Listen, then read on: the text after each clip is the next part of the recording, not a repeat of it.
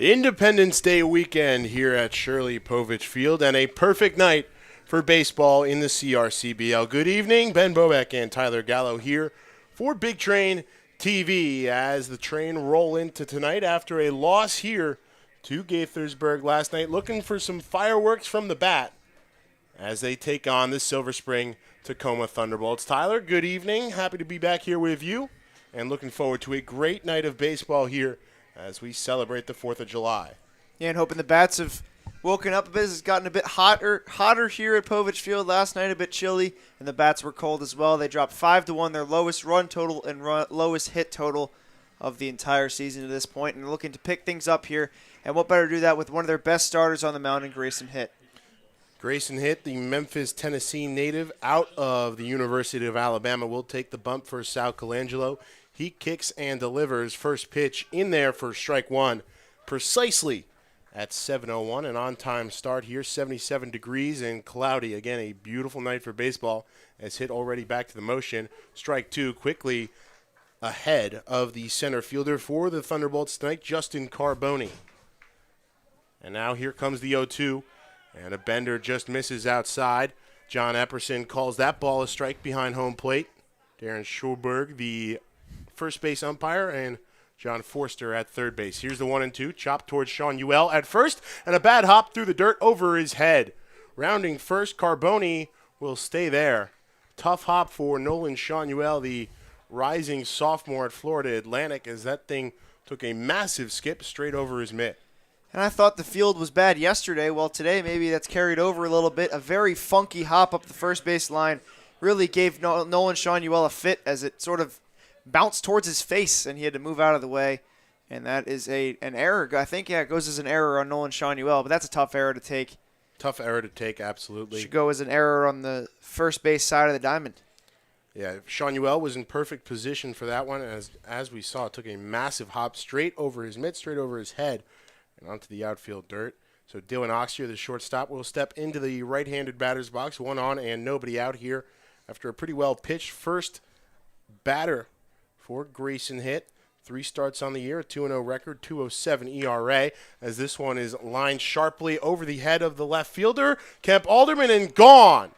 It's a 2-run home run for Dylan Oxier, and some fireworks indeed here in the top of the first inning for Silver Spring-Takoma as they take a 2-0 lead off the big fly from their shortstop. Wow, that's all I can say about that one. That one got here in about a hot second, got out of the ballpark. Alderman doubled back on it. Looked like he was going to make a play, but that one just barely cleared the fence.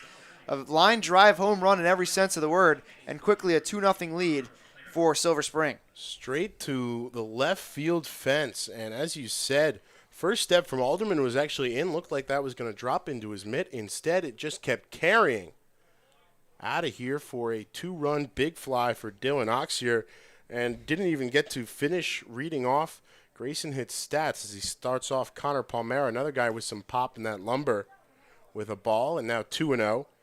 On the year so far, as we said, 3 starts for Hitt, 13 innings of work, 5 hits allowed, 3 runs, all of them earned, 7 walks, 21 strikeouts as he pumps an off-speed there, back over the plate, 2 balls, 1 strike.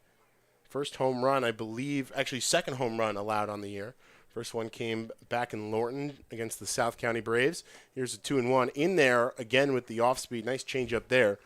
Evens the count, 2 balls and 2 strikes. So Carboni reaches on the error.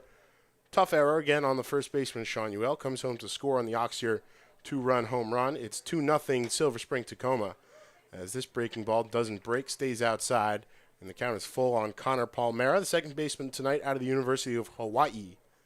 277 hitter on the year, leads the T-Bolts with 20 RBIs, and he chops this one foul over the first base grandstand. Count will stay full. And that's been, that's 2 unearned runs on Grayson Hitt's line already, but that's been the one bugaboo we've seen on Grayson Hitt's line this year. He's pitched beautifully in all of his efforts, but the home run has affected him. And a swing and a miss there. It's strikeout number 22 on the year for Grayson Hitt as he gets Palmera whiffing. And number 1 here tonight, first out of this game. And we'll bring up the catcher, Bryce Bamer. So that's 2 consecutive games against the T-Bolts where they've given up a first-inning 2-run home run. Connor Palmera, the last one to do it back in Silver Spring a week ago. It's a good note. And today, Grayson Hitt how do you do comes in and gives up a liner that nearly takes his hat off but goes over the fence. Greeted rudely as he pumps one in there past Bamer. 216 batter on the year. Does have 3 home runs as well. So a couple of guys that can put a charge into one here in the heart of the Silver Spring-Takoma order, as this one is fouled sharply back into the screen. And Bamer is behind quickly, 0-2. Defense behind hit. Sean Ewell at first, Gauthier at second, Torres at short, Pepe at third, Nerai behind the dish. Here's the 0-2 outside for ball 1. From left to right in the outfield, Kemp Alderman, Matt Thomas, and Trevor Doyle. Designated hitter tonight is Dylan Hatfield. We'll get to that a little bit further when the Big Train are able to get out of this inning. 2 already hit, trying to avoid any more as he gets a tip back into the mitt of Danny Nerai, the catcher, for the second consecutive strikeout. This time it's Bamer who goes down to bring up the DH for Silver Spring, Christian Maceda. Not the best defensive outfield. Coach Sal Colangelo could run out there with Kemp Alderman in left field and Matt Thomas in center. We know how good Doyle is in right, but first pitch fired in for a strike first on time Maceda. I think that's the first time we've seen Kemp in left this season. Solid average guy, 308. Here's a second pitch from hit, check swing. And no, he did not, says Schoberg, the first base umpire. So here's the 1-1. And swung on and missed. No doubt about that one. It's 1-2. And that shows that Maceda is sitting on the fastball there. That was an off-speed pitch, and he went down swinging it on that one. Straight back in the windup. Here's the 1-2. Good heater inside, but a little too far inside. 2-2, trying to get Maceda to go around on that one. Maceda had a good first game against the Big Train, not so much the last time. As this breaking ball, good spot there, but a little low, and the count again is full. Second time this half inning. Hit, working quickly, glove high. Here's the 3-2. Breaking ball, punched him out. Maceda knew it instantly. 3 consecutive strikeouts for Grayson Hitt after giving up the 2-run home run to Dylan Oxier. Silver Spring-Takoma strikes first. Big Train looking to answer in the bottom of the first when we come back on Big Train.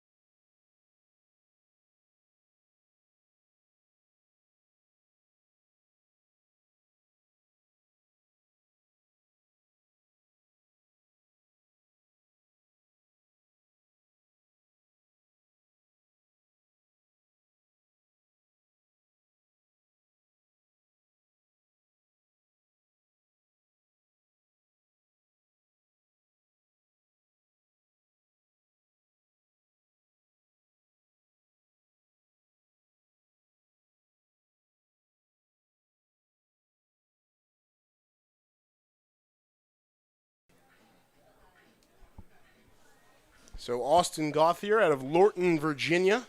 Second baseman tonight will lead things off here in the bottom of the first for the Big Train. Keith Torres, shortstop, bats second. Center fielder Matt Thomas bats third. Third baseman Rocco Pepe, league leader in RBIs and batting average. He cleans up tonight. Kemp Alderman, the left fielder, batting fifth. Nolan Sean Ewell, the first baseman, batting sixth. Danny Nerai, the catcher. Trevor Doyle, the right fielder. And Dylan Hatfield, the designated hitter, 7, 8, 9. To round out the batting order for Sal Colangelo as Gauthier takes the first strike in there. 0-1. Tommy Dunleavy, the starting pitcher tonight for Silver Spring-Takoma, as Gauthier rips one straight into the center field, dropping it in front of Justin Carboni for a leadoff base knock. That ball just died.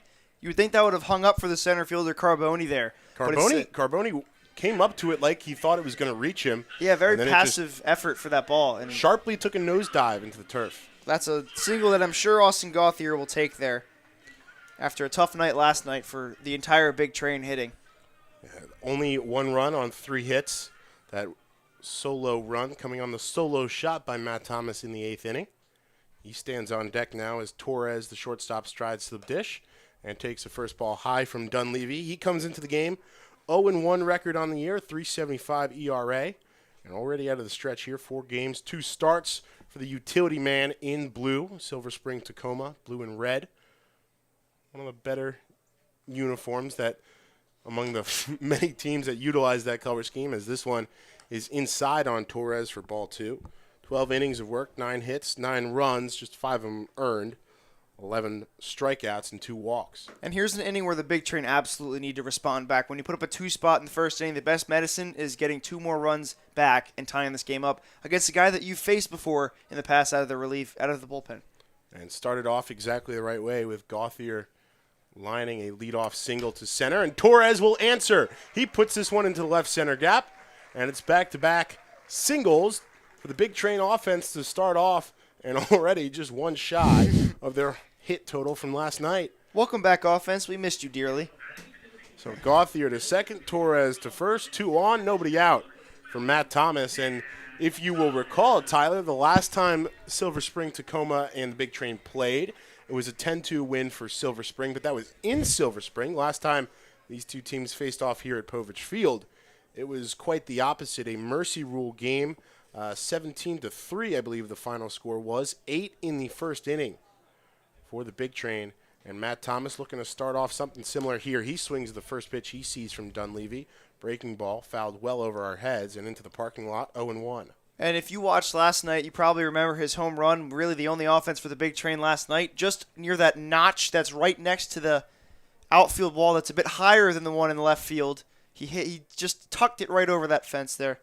And looking to do the same here to give the Big Train a 1-run lead. 0-1. Dunleavy out of the stretch, checks back on Gauthier at second. This one is low inside in the dirt. Even the count, 1 ball, 1 strike. A lot of speed on the paths right now. Gauthier leading off second and Torres off first. 2 big on-base percentage guys as well at the top of the order today for Bethesda. 373 for Gauthier, a team leading 554 for Keith Torres off first. Dunleavy takes a long look into Bamer behind the dish. Checks back on Gauthier. Now comes set, ready to deliver the 1-1.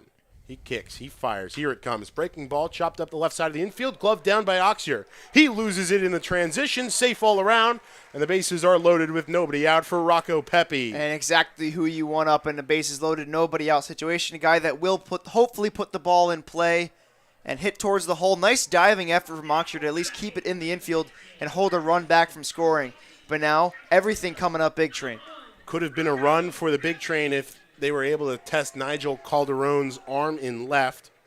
Instead, Oxier, like you said, able to knock it down and at least keep it in the infield dirt. But regardless, again, safe all around. Bases loaded here with no outs for Rocco Pepe. Hey, Ben, guess Long what? Beach State. They've equaled their hit total from last night in this inning.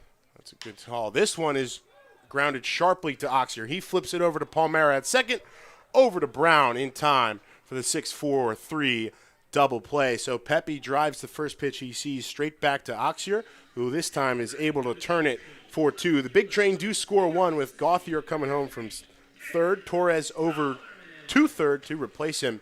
It's 2-1 Silver Spring-Takoma, and Kemp Alderman with an RBI opportunity here, now with 2 quick outs. Yeah, and Alderman always loves these RBI opportunities, so we'll have to see how he does here in this situation. A guy that could get that runner in from third and tie the game up. Takes the first pitch he sees for a strike.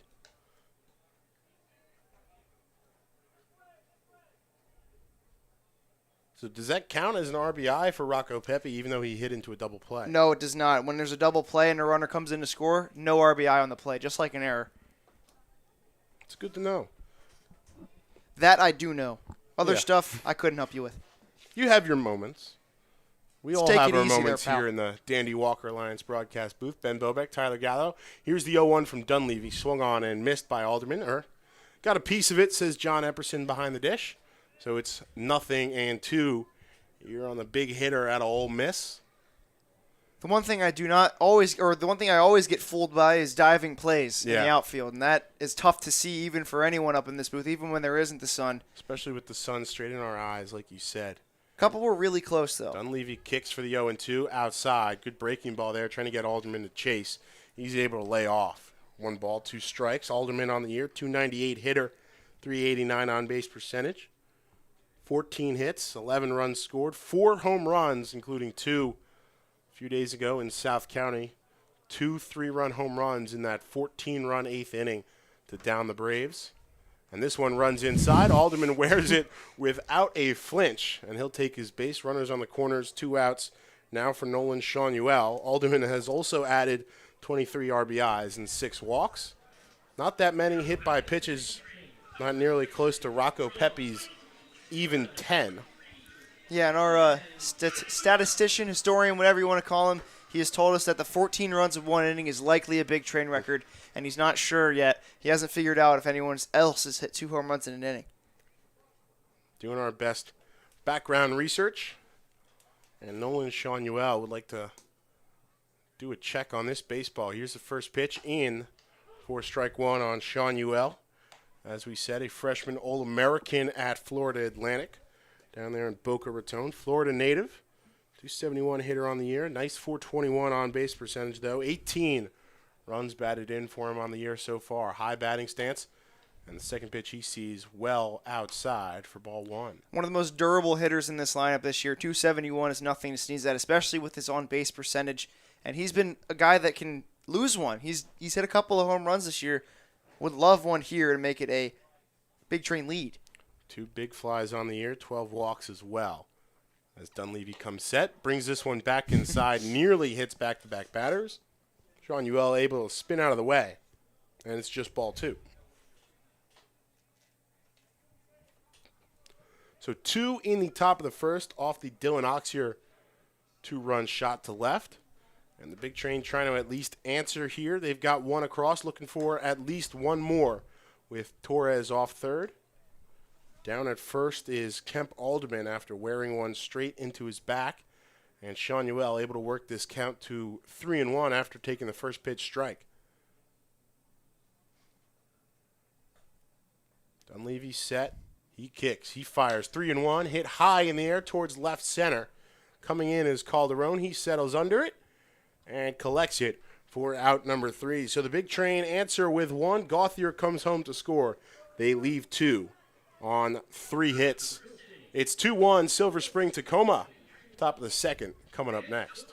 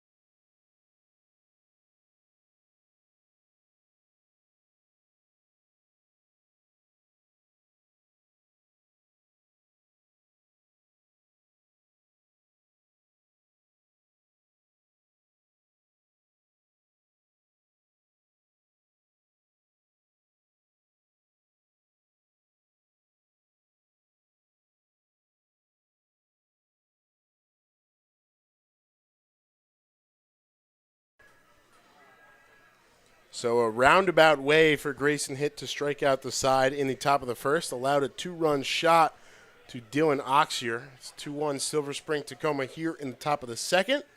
for Nigel Calderon, the left fielder. Made the final out of the bottom of the first. Darren Miller, the third baseman, on deck. Marcus Brown, the first baseman, and Devin Barnett, the right fielder, rounding out things for Brock Hunter's Silver Spring-Takoma Thunderbolts. Hit set with the hands high. He kicks and delivers out of the windup. Catches the outside edge of the plate for strike one. Beautiful pitch there from Grayson Hitt.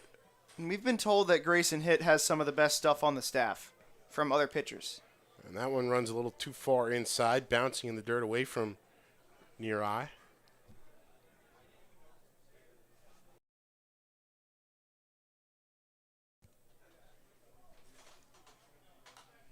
This one fouled back into the screen. 1 ball and 2 strikes.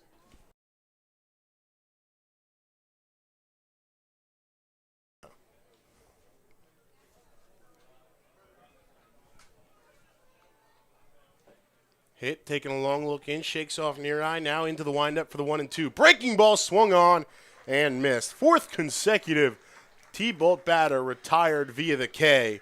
It's Calderon's turn for the long walk back to the dugout. And Grayson Hitt getting in that Jacob deGrom mode where he's like, all right, you got 2 against me, that's all you're going to get. And now he's toying with them at the plate right now. It's just not fair.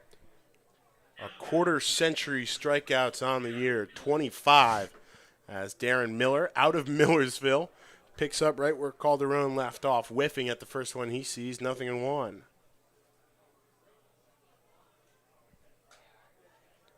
Stellar night for baseball. This one lightly tapped up to Pepe. He scoops, he fires, charging! Off-balance throw to Sean Uell. It's the first batter retired, not via a strikeout. It's a sensational acrobatic play on the charge from Rocco Pepe at third base.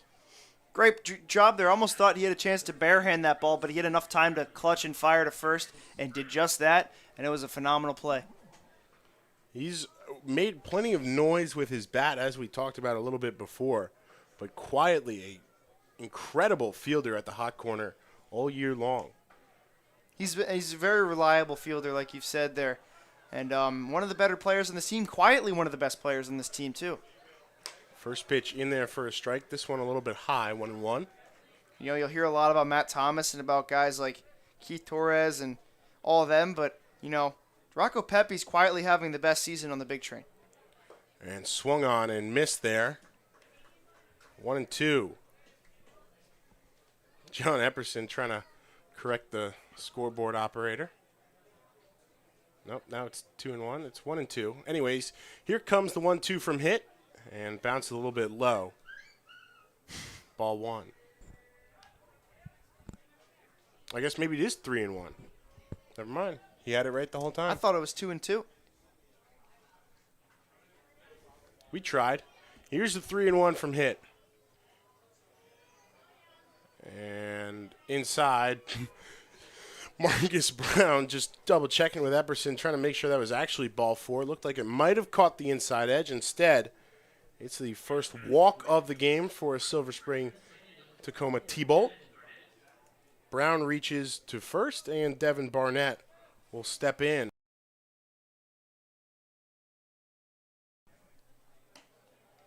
And takes the first pitch he sees a little bit inside. 1-0.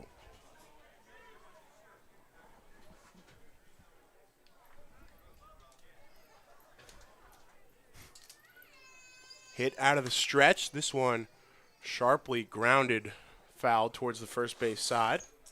Even the count, 1 ball and 1 strike. Barnett looks like a guy that could smoke one. He has that build. So he's got that long, athletic 6'5", 212 build out of VCU. Time called by the Ram. He'll check the batting glove. Step back into the left-handed batter's box. Digs that back foot in. Slightly open stance as he waggles the bat. Here's the 1-1 from Hitt. In there, called strike 2.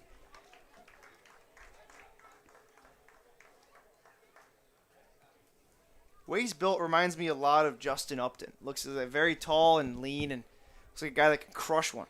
Hit set, hands high, bender in there. Good pitch, a little bit too far inside. 2 balls, 2 strikes.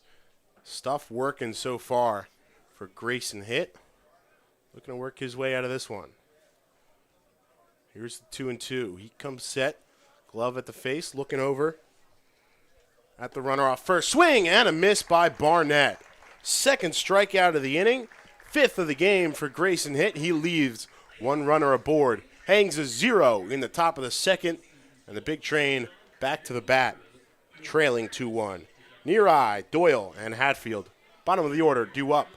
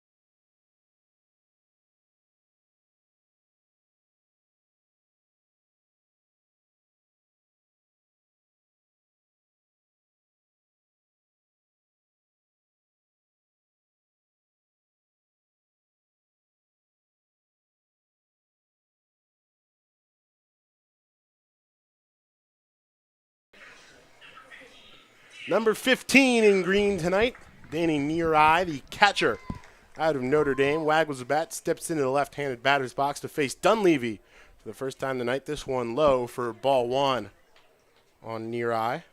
300 hitter flat on the year, 462 on base percentage. Sets to take the 1-0 again inside, but this time catches the dish. 1 ball, 1 strike.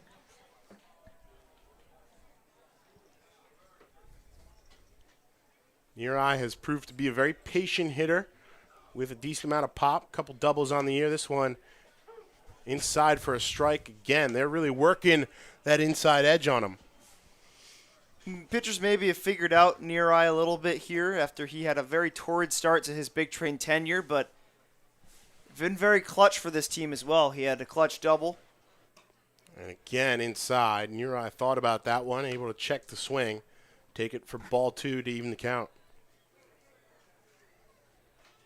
9 hits, 11 runs scored, 4 doubles, 7 runs batted home, 8 walks, a solo home run as well. As again, inside from Dunleavy, that's ball 3. So if you're Near-eye, are you expecting something inside, or are you just thinking that Dunleavy's been setting you up the whole time and is going to put something on the outside edge? I absolutely think he's been setting him up. And there it is. Outside heat there from Dunleavy. And Near-eye swings the bat out of his hands on strike 3. A very hilarious way to strike out there, unfortunately, for Danny Near-eye. Family in attendance probably got a good laugh out of that one. As their son lost some lumber. Trevor Doyle, 333 hitter on the year, a massive 519 on base percentage, 13 hits, 10 runs, 11 walks, 8 RBIs for the outfielder out of Sacramento State. He takes the first one, breaking ball low and inside, ball 1. Doyle got the night off last night. Big Train have their exact line that they had last night in the second inning. And Doyle grounds this one sharply to Oxier through his glove and into the outfield grass. That one's going to be an error on the shortstop, Dylan Oxier, trying to backhand it and just couldn't get that glove low enough.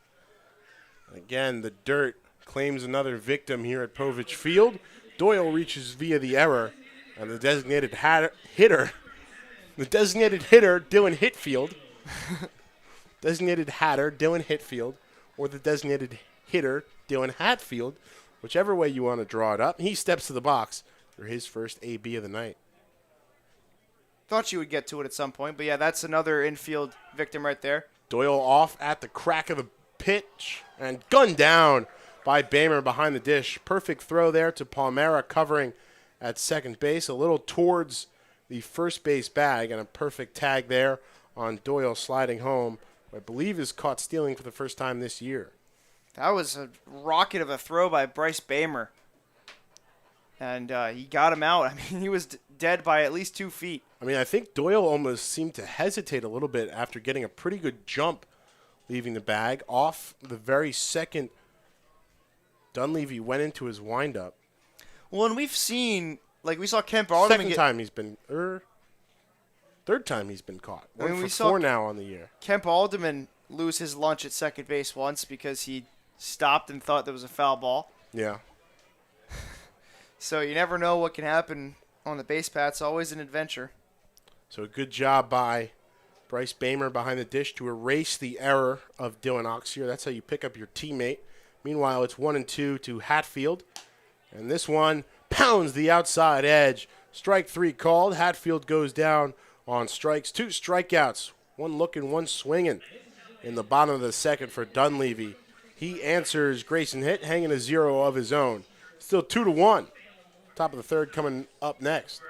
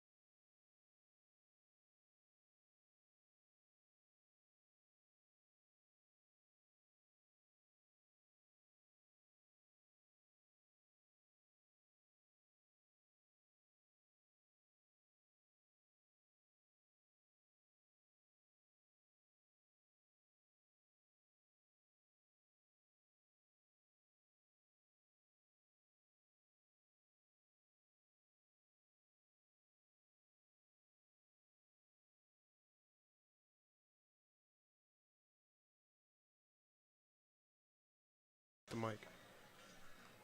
Catalyst Hot Dogs, open in the winter of 2020, is located just beyond the third base grandstand here at Shirley Povich Field. Specializing in New Jersey-style hot dogs, Catalyst is inspired by the classic Jersey joints that owner and operator Chris Van Jora grew up enjoying. Featuring Rosita Farms all-beef dry-aged dogs, as well as vegan dogs, Catalyst is available for all your events needs and can be found on all social media platforms under the handle at Catalyst Hot Dogs. That's CATALYST Hot Dogs. Contact them at info@catalysthotdogs.com. Catalyst Hot Dogs, 1 all the way. No chance for Justin Carboni, the leadoff hitter for Silver Spring, to go all the way there. Takes the first pitch as a strike from Grayson hit, then taps one straight back to number 30 on the mound for a 1-3 putout. First out of this inning. And now coming back to the bat for the second time today, he had a 2-run home run in his previous trip. It's the shortstop Dylan Oxier. Oxier hit that one on the screws, and it was a grass skimmer, but it went over the fence. Good breaking ball in there for strike 1 on Oxier. Came in as a 194 hitter on the year. And I believe this is Grayson Hitt's last inning.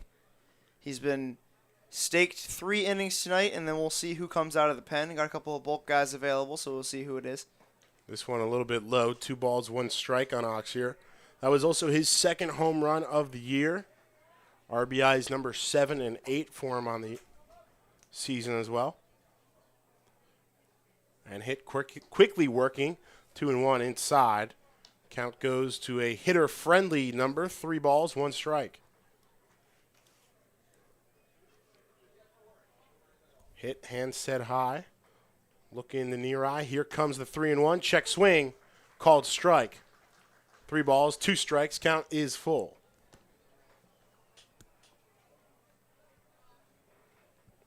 and hit already back into the windup. Here it comes. Breaking ball, rocketed past Gauthier, diving at short. All the way into the gap, picked up by Doyle, and right he'll fire it in. 2 for 2 is Dylan Oxier as he adds a single to his collection. 2/4 of the way, 1/2 of the way to the cycle tonight for Dylan Oxier. He's got the home run and the single, got the easy parts out of the way. Now needs to get the extra base hits. Probably say a double's slightly easier than a home run. Yeah. Guess just in general. No doubt triple's the hardest part is Connor Palmera. He hit for half the cycle the last time these two teams played down in Silver Spring. As this one will trickle all the way foul to Sean Uell at first base for strike 1. Well, that's a smart play by Sean Uell because that was hit off the end of the bat, and it looked like it could have turned back fair, which sometimes happens. Sean Uell nearly got the out at first base for that, though. He would have had it because not running out of the box there was Connor Palmera. So just to clarify, you're saying the ball looked, as it was slowly rolling down there to first base, looked like it would have nicked back in the first base line. Would have been an easy 3U for Sean Uell, as this one is scorched foul over the right side. I think that hit a car from the crowd reaction. And it's 0-2. Maybe a little added sound effects as well. A little bit late there from our DJ. Hit out of the stretch. He comes set, glove high at the face. Looking over on Oxier at first. Now coming home. Check swing. And no doubt about that one. Palmera retired on strikes for the second time tonight. 2 outs here in the top of the third. Hit getting that strikeouts per 9 number up. He's got 6 already in 2 2/3 innings, and would love to finish it off in a roundabout way with 1 more strikeout. Would not be a roundabout way to strike out the side, as Carboni tapped that one to him for a ground out. But I appreciate your thought and effort and general disposition. From the stretch, here's the first pitch. Very soft breaking ball, high and outside to Bryce Bamer, who struck out swinging, one of many K victims for Grayson Hitt so far. Ben, I'd just call that a ball because that didn't break at all. It broke a little bit. But it definitely took a trip, as this one setting up outside is near eye. Fouled sharply back into the screen, straight behind home plate. 1 ball, 1 strike on Bamer. Used that rocket arm to gun down Doyle in the bottom of the second. We'll see who's first out of the pen. They've got Cone and Bedford available. My bet is on Matt Bedford coming out of the bullpen first. Lefty move from Hitt back over to Sean Uell at first. Soft throw there. Grayson, I'm sorry, but I don't think that's going to get many pickoffs. Just keeping them close. Oxier over there leading off first. Got the oven mitt on that left hand. Pants rolled up, navy blue socks. This one in and fouled back. 1-2 now on Bamer at the dish.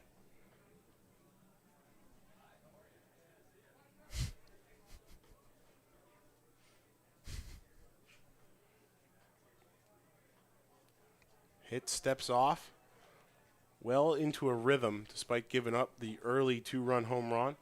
Comes set, front foot slightly forward, kicks, delivers. In there on the outside edge, strike 3 called. Second time tonight, Bamer is retired via the strikeout. It's 2 in the 3rd inning and up to 7 on the day for Grayson Hitt. His night might be done. We'll see. In the top of the 4th, first, big train to the bat in the bottom of the 3rd. After this word from our sponsors at the Dandy Walker. 1 in 10,000 children are born with a brain malformation known as Dandy Walker syndrome. Dandy Walker can cause enlargement of the skull, lack of muscle control, and other developmental challenges. More research is needed, but we do know that early therapy helps many live healthier, fuller lives. 1 in 10,000 may not seem like a lot unless your child is the one. Learn more, find help, and help others. Visit dandy-walker.org.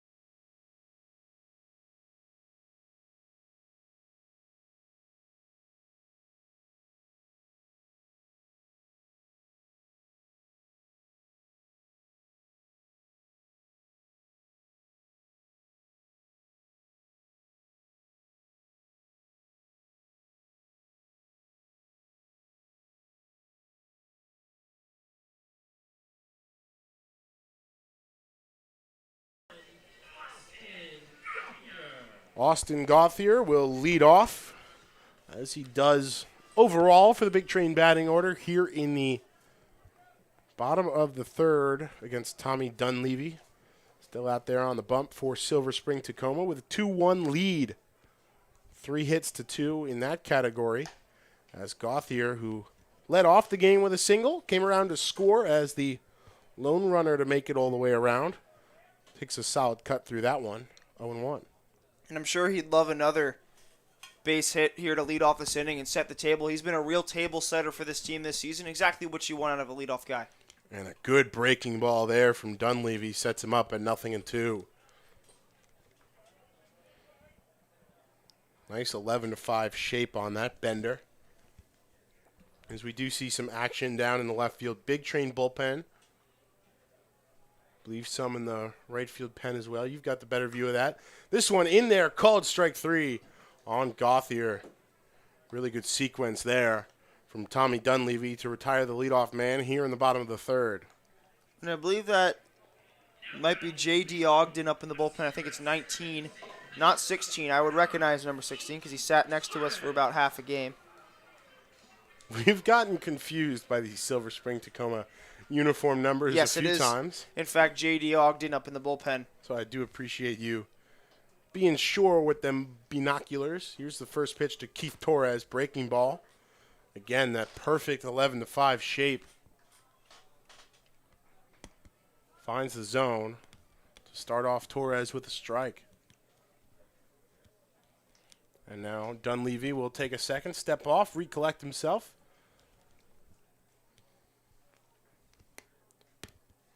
Rising senior at East Stroudsburg.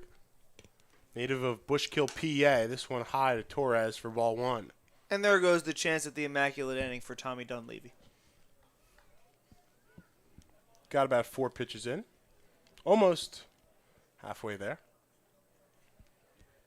Comes set. Righty out of the stretch. Here's the 1-1. Torres bloops this one into right. Chance to drop in front of Barnett. Coming in from second base and making a basket catch on the run. Connor Palmera didn't necessarily have the best angle on it, but he's able to run it down from second base and drop that one over the shoulder like a well-versed wide receiver for out number 2.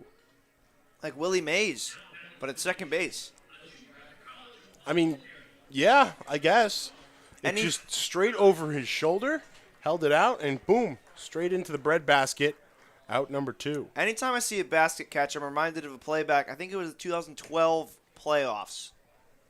Oakland was playing Detroit, and Coco Crisp, the ball was hit into center field, and he tried to basket catch it, and he flipped it out of his glove, and I think 2 runs came in to score to tie the game. 1-0 on Thomas. This one high and outside for ball 2. 2 outs here. Nobody on versus Dunleavy in this half inning yet. Thomas looking to get on base again. Singled in the first to load the bases, caught up in that double play as a bender doesn't bend quite enough on the inside. And quickly 3-0 to Thomas. Coco Crisp, a phenomenally underrated player during his time in the major leagues. Possibly on the Hall of Fame all-name team as well. Oh, absolutely. 539 on base percentage there for Matt Thomas. And it just jumped up a couple more points as he works his 19th base on balls of the year. That ties his number of RBIs as well. I'm going to give you two guesses on Coco Crisp's real first name. Like Cornell. Close. Trying to think of names to start with. It's not Rocco. I'll give you a Rococo. I'll give you something. It's the name of where the Youngstown Phantoms play. It's the first name of the arena. Am I supposed to know the arena? Well, where the I thought, I don't know. Maybe you would. His real name is Covelli. Huh. Covelli Lois Crisp. Like, even Covelli Crisp is a great name. Oh, yeah. First ball on the outside edge. Strike 1 to Rocco Pepe. World Series champion. 130 career home runs. 265 batting average. I think he had a cereal as well. Cocoa Krispies. I don't think that's named after him, Ben. But he is cuckoo for Cocoa Puffs. Siri wanting to join in there. This one fouled way high down the first base line. And a nice grab by a fan there in a Virginia Tech hat, sitting next to a young lady down the first base line. Caught that one on the fly, barehanded. Regardless, it's strike 2 to Pepe at the plate. A member of that 2016 American League champion Indian squad. Hit a couple of home runs in that postseason. Cleveland baseball squad, please. Soon to be Cleveland Spiders. I hope. I really hope. Dunleavy set back here at Povich Field for the 0-2 to Pepe. Swung on, tipped back into Bamer's glove. And that's out number 3. Big Train get one runner on. Strand Matt Thomas at first as Dunleavy is through 3. It's 2-1 Silver Spring-Takoma. Top of the 4th. Coming up on Big Train TV.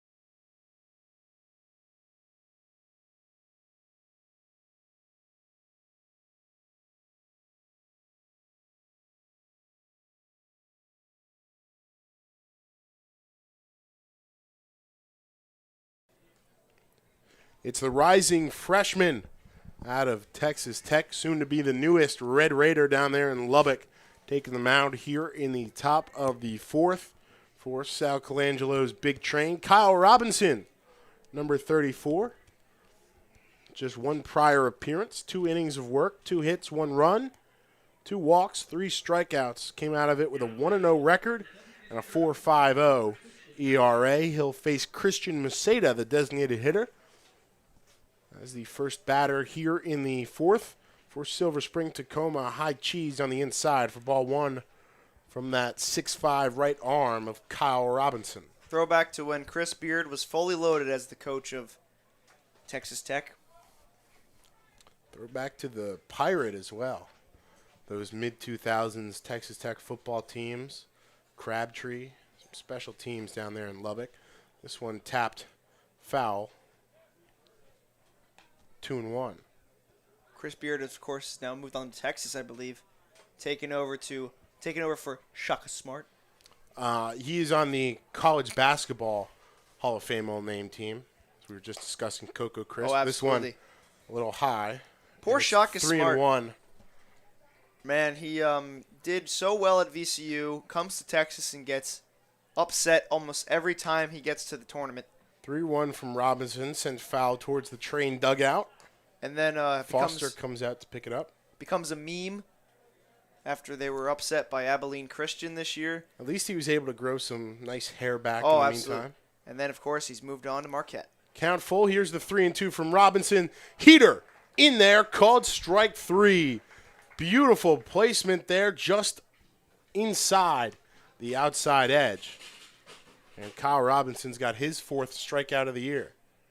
3 strikeouts in a row for Big Train pitching, and that's back-to-back looking strikeouts, and the 3rd of the night.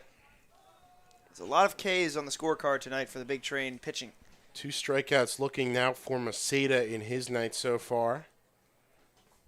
He got the last game off versus the Big Train. Had a rough night in the previous matchup. Strike one in there for Nigel Calderon. He shows bunt, tips this one way foul. Straight back behind the dish. Bunted it straight back into the dirt. Now all the way to the backstop. We'll have to get a check And on it's nothing Grayson in Hitt's two. line tonight. I know he allowed 2 runs. Not sure if they're both earned though. I would say no.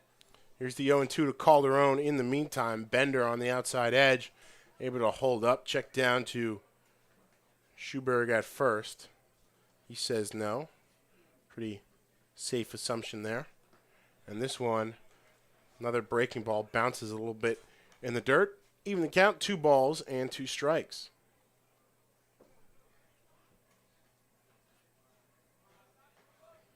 Hits line on the night as Robinson delivers the 2-2 blasted foul over everything into the forest out there. 3 innings of work, 2 hits, 2 runs, 1 of them earned, as you said. 1 walk, 7 strikeouts. Struck out 7 of the 13 batters he faced. Here's the 2-2 from Robinson again. Perfect placement with the fastball to send Calderon down looking. Whoever's doing the K chart out there today has had a lot to put up. That's the second back-to-back looking strikeouts for Kyle Robinson. He's coming out throwing bullets. 9th on the night for the Big Train pitching, and already into his windup, delivering a good bender on the top of the outside zone. And it's 0-1 now on Darren Miller, who did not strike out his previous time. One of the few T-Bolts to avoid that fate so far, but a chance for Robinson to make amends. He lost his hat on that first pitch, didn't pick it up for the second one, so pitched bareheaded, and now into the windup for the 0-2. And 3 straight strikeouts looking for Kyle Robinson. Immaculate placement there on the outside edge, and he strikes the side out looking here in the top of the 4th. Just a phenomenal inning for Kyle Robinson coming out of the pen, throwing absolute pellets to the plate, and gets 3 consecutive strikeouts. That's 5 in a row for Big Train pitching. And it's 2-1 Silver Spring-Takoma. Big Train still looking to answer with the bats. Bottom of the 4th.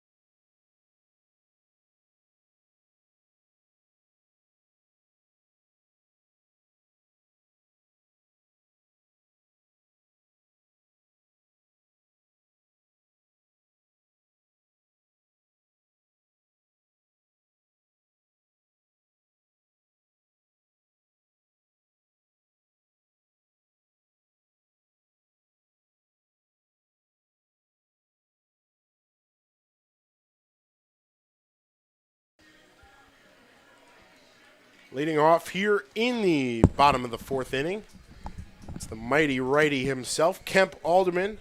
Drew a hit by pitch in the 1st. Big Train would love some instant offense here. Absolutely. Here's a guy that can tie the game with 1 swing of the bat. He takes this one in there straight over the dish. Strike 1 from Tommy Dunleavy. Like some chock full of nuts coffee. Some instant offense, instant home runs, instant buzz for this team. Dunleavy out of the stretch. No windup for him tonight. Hefty kick. And he delivers a swinging strike this time to Alderman, and it's 0-2.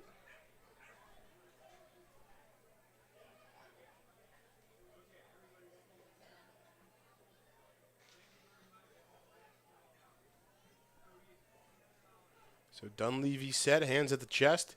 He kicks, he fires, he finds the strike zone, and Alderman is retired looking. Picking up right where Kyle Robinson left off in the top of this inning. Things are getting considerably more dark here at Povich Field. This is dark clouds settle in. I don't know if rain's in the forecast. We'll have to take a look. Frantically Googling Weather Channel. Well, you initially typed weather. Well, I'm trying to do multiple things at once here, Tyler. Here's a first pitch into Sean Uell. In there at the knees for strike one. Pitcher's duel here through the first couple of innings. We'll see if that changes in the latter half of this game. But boy, it's been a treat to watch these two guys go at it. 0-1 finds the well outside part of the right-handed batter's box on the lefty Sean Uell. 1 ball, 1 strike now. Dunleavy comes set. And a decent breaking ball there. Off-speed pitch trying to work that outside part of the zone. Instead, it's ball 2. 2-1.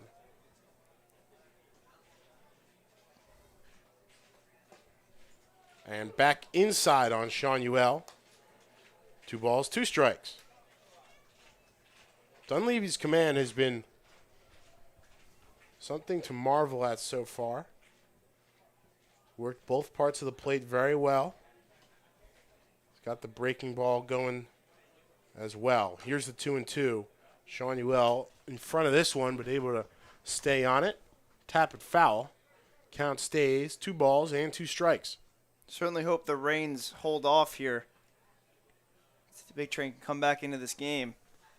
Wouldn't want an abbreviated outing where they don't get a chance to come back. Dunleavy set. He gets the sign from Bamer. He fires inside off the back of the calf of Nolan Sean Uell, who will take his base.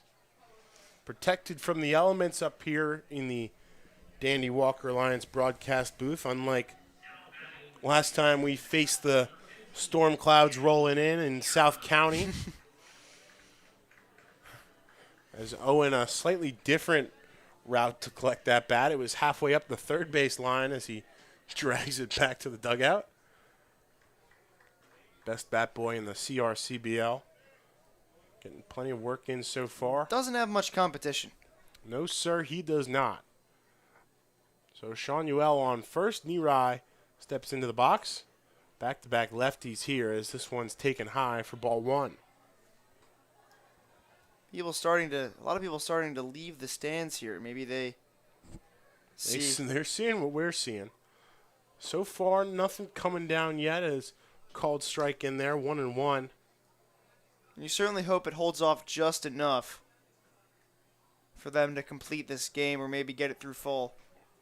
Doesn't look like it's going to rain too hard. Some light stuff according to the Dopplers. This one works well back inside on near eye. Definitely won't be as... Some light stuff starting in about 15 minutes, according to the interwebs. Definitely won't be as torrential. Maybe not. Maybe it's starting right about now as we see some increased movement throughout the grandstand. Near Eye chops this one to Oxier at second. Flips over to second in time for one. Near Eye slips rounding the first base bag. Gets over the head of Brown, the first baseman. Near Eye tripped in the dirt, taking a hefty round around the first base bag. Able to dive back, get a hand on the pillow to stay safe as he reaches on the fielder's choice there by Oxier. Thrown like he was trying to complete a pass. I mean, that ball was skied to first base. But yeah, it does look like it certainly won't be as torrential as it was when South County came here last, but it looks like it's raining a little bit out there. Yep, starting to come down lightly here again. Nothing for us to worry about. We're safe and sound up here. As Brock Hunter will have a quick word with his pitcher on how to attack Trevor Doyle here. He reached on the error by Oxier. That is going to go as a straight fielder's choice. No throwing error by Connor Palmera assessed yet. The second baseman. And this one off speed, a little outside. Ball 1 on Trevor Doyle. Rain reportedly supposed to last, I believe, just an hour, A little bit less, maybe. This one finds the low part of the zone. It's 1-1. Called strike by John Epperson behind the dish. Having a much better game so far tonight than we saw last night. And this one works well back inside. 2-1 on Doyle. But Big Train still have the same amount of stats as they had last night at this point. It's more earlier, but they would love to get another hit on the board to maybe get these. Not as many runners left on base yet. I mean, hey, they left 15 on base in a game a couple weeks ago. Doyle takes that one beautifully placed on the outside edge on the lefty Doyle. So lefty row here with Sean Ewell, Near Eye, and Doyle, 3 in a row. Tic-tac-toe. 2 balls, 2 strikes, 2 outs on Doyle here. Near Eye off first after reaching on the fielder's choice. Dunleavy comes set. He fires home outside. Count is full. And if you walk here, you set the table for Dylan Hatfield to potentially drive in a run here. Hatfield would love that chance to maybe endear himself a little bit to the Big Train. Just 8 at-bats for Hatfield, the late arrival. Rising freshman at Virginia Tech next fall. Here's the 3-2. Swung on and missed by Doyle. He's not going to get the chance. Hatfield stays in the on-deck circle. Big Train leave one more aboard. They still trail by just 1. 2-1 at the end of the 4th here on Big Train TV.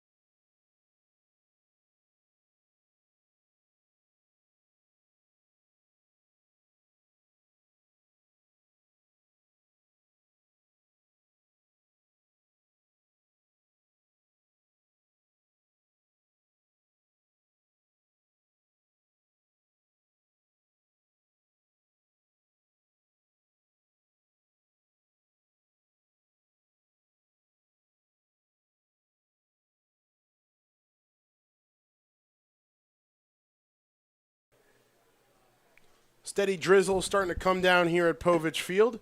And it looks like we're going to take a brief pause for rain here. John Epperson will want the tarps on the field. We'll take a quick rain delay here with no outs in the top of the 5th.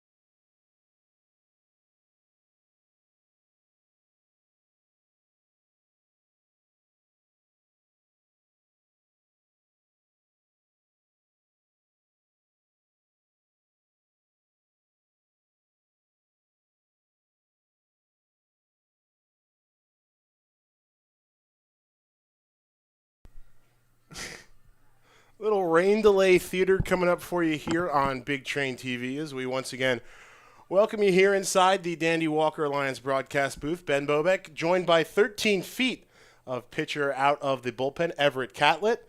Luke Baker, thanks for coming up here, spending some time and keeping dry as best you can. No problem. Thank you for having us. You guys have been fairly excited to get up here, only as a duo, of course. So tell us a little bit about how this came to be. Obviously, you got here about a month ago now. I mean, this seems like a pretty great relationship. You guys have a lot of fun together.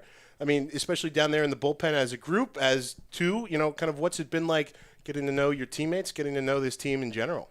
Well, I think Luke and I's relationship started on the first game he got here. We were playing 2-ball before the game, and we both got out first, like normal, what that happens to the tall dudes. And we just kind of hit it off from there because we were both so. Is it just like a natural attraction when it's 6'6" and 6'7" that you're just kind of like you're looking out at the crowd of people and you only see each other? Yeah. Well, it's just like you can tell he's a lefty. Yeah. You can feel it. Yeah. 100%. So how's the weather up there? It's raining down here. Is it up there for the rest of you? It's another day in paradise. I mean, what can I say? Is there such a thing as being too tall? Yeah. Yes. I am. Like, we are too tall. You are? Sometimes. So you wouldn't say that's like up like NBA, like 7-footer. You think like 6'6", 6'7" is a little too much sometimes? Like, No, 6'6" things is are perfect. designed for like 6'2" people. Uh-huh. Not like 6'6". Sweet. I'm right in the sweet spot. Yeah. So 6'2" and 3/4 on a good day. The toilets are sometimes really low, and that's just bad. Yeah. news. I mean, the one at my last college apartment, Yeah. it was right here. The bathtub was right here. And for me, that was trouble. I can't even imagine what it would have been like for you two. Back seats of cars are the Oh, biggest Uh-huh. downfall. I feel like that's got to be something you experience a lot, especially this time in your lives. Yeah. I always choose to drive. That's usually how it goes. I Adjust your own gotta seat. Drive everybody. How many times in a day would you say you hit your head? On like a door? So it's getting out of the shower. Because you got to step over the side of the tub, and then you just, boom. You don't have like the stand-up shower, your old combo? Yeah. It's kind of unfortunate. All right, so now that we've gotten all the negative stuff out of the way, what's the best part about being over 6'6"? I mean, it helps Makes you. good at sports. Yeah, helps you with pitching, but Yeah. I mean, besides, like, You're struggling here. They say the girls like it, but I don't know. I haven't found that to be true. So Don't be too hard on yourselves. the worst part, we didn't even talk about it, is just people saying, "Wow, you're really tall." Still haven't found a way to respond to that. Do you get that about 3 times a day, 4 times a day? Every time I meet a new person. Every I have a time. conversation. And I feel like, especially in a space like this, Yeah. it's going to be pretty often. Yeah. All right, so tell us about your individual baseball journeys. Obviously, lots of different. Oh, nice. Let's pass the mic off. Let's share a little bit. Love it. Love it. Turned you up a little bit, I think. Show us Everett. They want to see more Everett. Everett, why don't you bend in here a little bit? There he is. Plenty of camera time for you. So tell me about kind of the journey. Why Big Train, why here, and what the summer's been like for both of you so far. So, last summer I met Sal. I played for his brother all of high school, and I pitched against his team last summer. And he had called me after that summer and asked me to be a part of the Big Train, and right away I was super excited because I had heard about them. Some of my old friends had played for them, and so I was quick to the gun to sign the contract and was super excited to play here. So I found out what Big Train was just from my college coach. He knew Sal and sent me and Kemp up here. A couple of other guys were supposed to come, but they ended up a lot of at-bats during the season, so they're just taking some time off. But that's kind of how I found my way here. It's nice to be back and playing, getting into the rhythm of things. What's been the most enjoyable part for you? Just getting back into the motions of the baseball, honestly. I mean, we're out here every day, but it's nice to be playing and getting in a rhythm and working through some things, and that's exactly why I'm here, what I'm supposed to be doing. Yeah. been doing a pretty good job of it so far. For you, Everett, I know you said you just played for Coach Mike last year.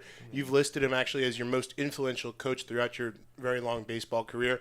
What's it been like going from Mike to Sal? What's the difference like between those two guys? There's a huge difference.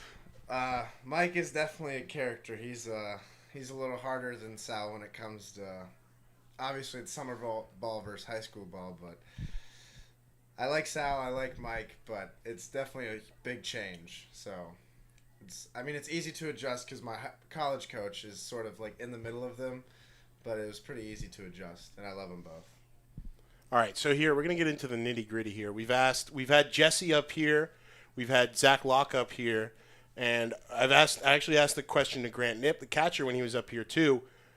You get a strikeout looking, you get a strikeout swinging. Which do you prefer? Which makes you feel better walking off the mound? Swinging. Think about it.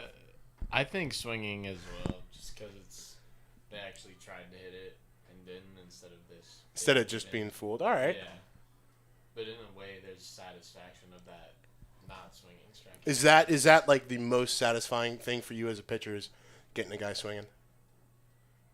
Yeah, absolutely. 100%. Especially if you hit the spot. Yeah. But what else you want to talk about? You guys have been dying to get up here. What are you trying to get out to the people out there? Any questions? We'll take questions from the YouTube audience as well. Type them in the chat below if you have anything for Luke or Everett. I've had 3 hot dogs tonight. All right. What's your go-to at Catalyst down there? Combo with a classic dog and then a dog with ketchup. I get the sour cream and onion chips and a Sprite to drink. Okay. And 5 napkins. And 5 napkins. Specifically 5, not Yeah. 4, No. not 6, 5. No, yes. I saw you were loading up on ketchup there. You a ketchup guy? On a hot dog, yes. Have you ever been to Chicago? When I was really young. Have you ever tried ordering a ketchup on a hot dog in Chicago? No, but I've heard that it's like a violation. I've heard. I'm not from Chicago, so I can't speak personally. I've just heard it's not a thing you do. You a hot dog guy, Everett? Not really. I think we're trying. We got a grill in the bullpen now. I think we're gonna try to. Was it the one that was just laying down there? Yeah. We're gonna. I think Luke and I might have to make a stop to Home Depot tomorrow and Get some charcoal. and some hot dogs. See what we can cook up. So You gotta get the bullpen guys. You got to get the Rosita beef that Chris is slinging down there for Catalyst. Those things are See, pretty he's got good. money. I don't know if Luke and I do. It seems like some high quality Yeah. dogs. you're just getting the penny ones you pick Oh, up in the yeah. grocery store, Yeah, 100%. the Walmart meat truck. like Tiger King. Yeah, exactly. Exactly. The bullpen is just always seems like a fun time. Who's the biggest character out there? Because I've heard it's you. All right, so who biggest character in the bullpen? Maybe not named Everett. Me. Okay, not named Everett or Luke. I'm gonna force you into an answer here. Oh. Brian Lynch. Yes, Brian Lynch. He's a mystery man. Doesn't say a lot of words, but when he does, you back away. You get scared. I don't really want to know. I'm told to tell Everett that Coach Pete said he was his best coach. I believe it. That's Jack Braley's dad. Yeah, I kind of figured there. Team pranksters. Who's the biggest prankster on the team? Prankster? I feel like Nolan is a guy that just Yeah. pranks people. See, He's a POs trickster. He's a little POs trickster. aren't the most That's pitchers only for. educated people, you could say, most up to date, and so we get pranked a lot. Actually, me and Zach being the biggest pranked on. I don't get pranked though, because I was in engineering school for a semester. So you've got that kind of like analytical edge. You Oh, see it yeah. coming. I'm all over it. Did that help with your arm angle and all that kind of fancy tinkering stuff with the mechanics being an engineering student for a semester? No, I just realized I didn't want to do engineering anymore. I thought I wanted to be an architect for about a semester in high school. Didn't even make it to college at that point. Yeah. I realized quickly how much math that involved, Yeah. and that's why I'm up here talking to you about baseball during the radio. Yeah, I could say I'm in the middle right now. I got no clue. I'm just going through the motions. Undecided. Yeah. Just enjoying life, playing baseball. I know a ton of freshman studies majors. That was me. That's an actual thing. Just I kid you. doing the rounds. Oh yeah. Tyler's over here to our right. Tyler, you got anything to ask him? Yeah, I mean, comfortable with a normal question. Perfectly fine with it. Okay. Working here for the rest of the season. I mean, what are you guys just looking forward to for the remainder of the year as we get towards the playoffs and stuff? For me, I think it's because so I took a little break after college ball just to rest my arm a little bit, and I've sort of been on like a short leash when it comes to pitch count and inning count, and I'm excited to like up that and be able to pitch those longer outings and stuff, and kind of show what I can do. I feel like I've just sort of been on a short leash, which can sometimes be easier for a pitcher because you have one job, and that's to get in the inning and get out, and then you're done. So it'll be nice to be able to extend that for sure.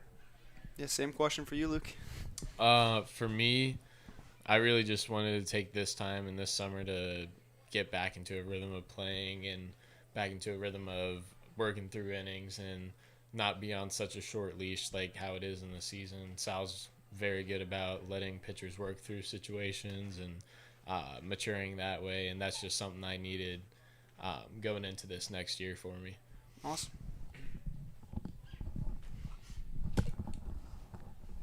Okay, so now back to the hijinks.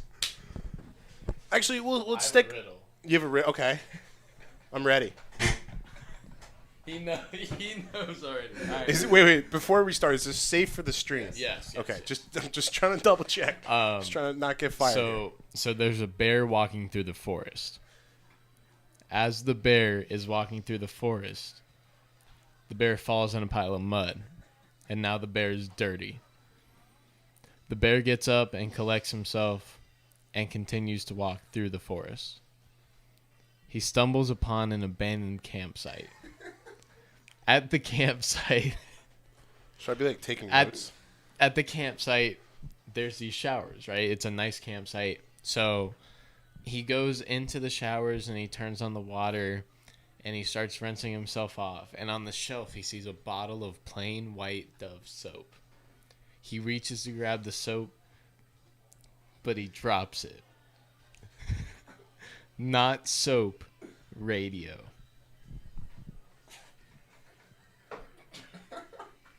Can we end this segment? It's up to you, man. The answer's really easy. It really makes you think. What's the question? I'll go through that last part again. No. So the bear's in the shower. No soap rinsing- radio. Yeah, it's not a polar bear. Rinsing himself off. Sees the bottle of plain white Dove soap. He reaches for the soap but drops it. Not soap, radio. I got like nothing here.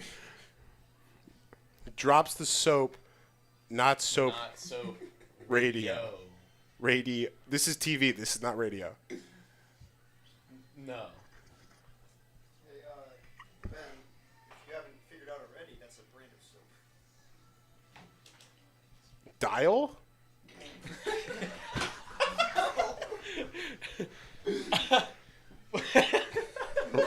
Radio? Why don't you say the answer? The answer is I've never been so I've never stumped. heard that as an answer. Like, there is dial soap. Am I wrong about that? Oh, that's what you I'm lost, man. The answer is there is no answer. Yeah. That's kind of where I figured we were going. Not soap, radio. You see though how like I emphasize the O right at the end? Yeah. It's kind of like a Yeah. oh It- no. Yeah. Yeah. You got a riddle or what? I got no riddles. I don't want to waste any more time like you just did. Okay. All right. Let's get back to baseball a little bit here. Yeah, I'm let's trying. ask some I'm just good trying questions. to gather myself here. Who's got the best stuff on the team? Luke Baker. Respectfully, Peer pressured. not Everett Catlett. Okay. No, I mean I feel like my stuff moves pretty well. Yeah. more than average. How often do you get the Gagne question with the sport goggles? People. Because I know Tyler back there has been dying to make that comparison Oh yeah. for about a month. Like pretty much everybody I meet always asks about the glasses and says like, are those real or are they fake? And so I have a prescription for my left eye, but the right eye is just It's just normal. Do you ever? I mean, when did you start? Like, do you feel like that is a challenge maybe to pitch with? I've never thought about it like that. So the only issues I've ever ran into it is the lenses fog, or when I release, they like slip Yeah, they off. like slip and you can't. You gotta. Yeah. So The what ball I've- gets hit right back to you. You gotta. Oop. Yeah, so what I've been doing is I have a headband now that I kind of wear around the back, and I'll tuck the glasses under it, wedges them in a little See, better. there's the engineering student And in you. I also have like anti-fog wipes that Yeah. all No my sticky glasses. stuff for the glasses. No, I actually tried to like pine tar it one day, and then my sweat was so warm that it just melted. It just melted right yeah, off. it was pitiful. I can't say I've only gotten Luke mad one time in the short 30 days we've known each other, and it was when I got his glasses foggy. I take it seriously. Yeah. No, I'm sure you do. I mean, I can't see if I'm not in these. Yeah. So. I had another question, but I kind of got lost in the image of you sweating out pine tar. Anything else you want to say to the people out there before we wrap up this very interesting rain delay theater segment? You got some? I guess I'll end on a positive note. When did you fall in love with baseball? When did you know that this is something you want to pursue at this high level? Yeah, deep questions. Deep questions here on Big Train TV. That is Take a your very time. good question. I think I've always liked it, but the point at which I loved it is when I fully started like getting that team atmosphere, and like going out to eat after the game with my team and stuff. Like, you know, other sports could have that, but I just felt like baseball over anything, and the guys I played with, I've always played with someone I've known. Like, I've never joined a team and said like, oh, I know no one. And I always felt like baseball is a sport that really forces you to be friends with people. You spend a lot of time with Yeah, them. you spend a lot. Like, I've known Luke for 30 days, and we're best friends now. Like, I don't know. I just feel like the team camaraderie is really what made me love it. Obviously, striking people out and walking. Yeah, back to the that's dugout, fun too. Watching them with their head down is awesome, but Yeah, that'd be it's a me good if I answer. said that. All right, final question. Would you eat a cicada? Yes. No. We can make that happen, Everett. Let's do it. I've done it. I'll do it again. Do I get a shirt? I I don't need a shirt. You sure? Can I get the I'll shirt just do it for him? the viewers. Yeah. I mean, I can go check with Bruce if you really want. I'm sure he'd love to. I don't know where he is. All right, but for now, we'll see. Maybe Everett will eat a cicada in a moment. For now, that will do it for a little bit of rain delay theater here. Looks like it's starting to clear up. Maybe we'll get back to the baseball in a little bit. But for now, Luke, Everett, thanks for coming up here. Thanks for spending some time. Thank you for having us. Look forward to watching you back out there on the field, Tyler and myself up here. Absolutely. All right. Thanks for coming. We'll see you next time. We'll be back in a moment with either some more rain delay theater or maybe some baseball. Who knows? Watching Big Train TV. Top of the fifth, 2-1 Silver Spring.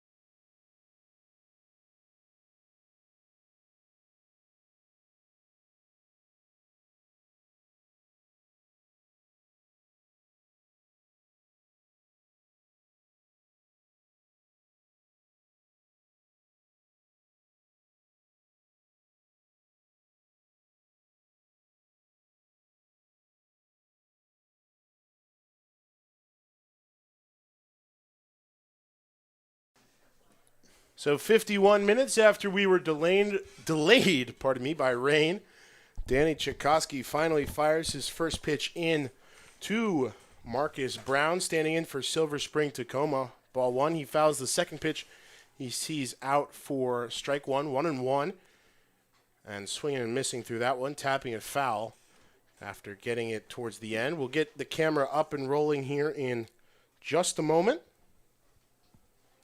As we say, welcome back to Shirley Povich Field. Ben Bobek and Tyler Gallo here in the Danny Walker Alliance broadcast booth. 1-1 on Brown from Danny Tchaikovsky. New pitcher came in just before the rain delay and gets a swing and a miss on a beautiful breaking ball there to retire. Marcus Brown picking up right where Kyle Robinson and Grayson hit before him left off. Yeah, and it just shows how good this pitching staff is when Tchaikovsky can come in and take over and fire some strikeouts in there. You know this staff is going to try to move this along quickly and get the guys back into this game. It really beefs up your offense a little bit when you go out there and pitch really well. Called strike on Devin Barnett,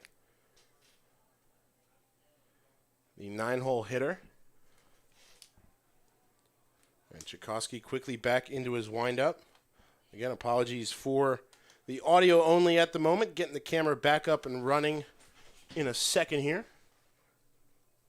And we appreciate your patience as well throughout the rain delay. Hope you enjoyed our conversations with the always entertaining Luke Baker and Everett Catlett out of the beehive down there in the Big Train bullpen. This one fouled off to the left side. And again, count goes to 1-2 from Danny Tchaikovsky. This time on Barnett, the right fielder out of VCU.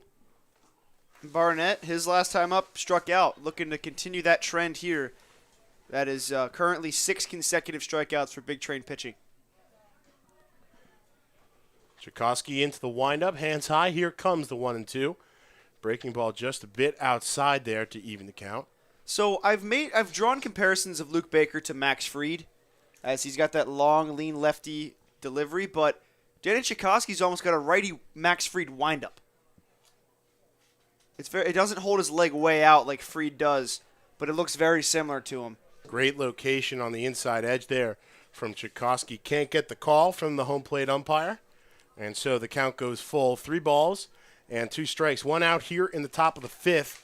Again, if you're just joining us following the rain delay, we welcome you back as this one is laced into left center field, and that will drop in front of Kemp Alderman, the left fielder. He'll collect it, and Barnett is on with the first hit in a while for Silver Spring-Takoma's offense.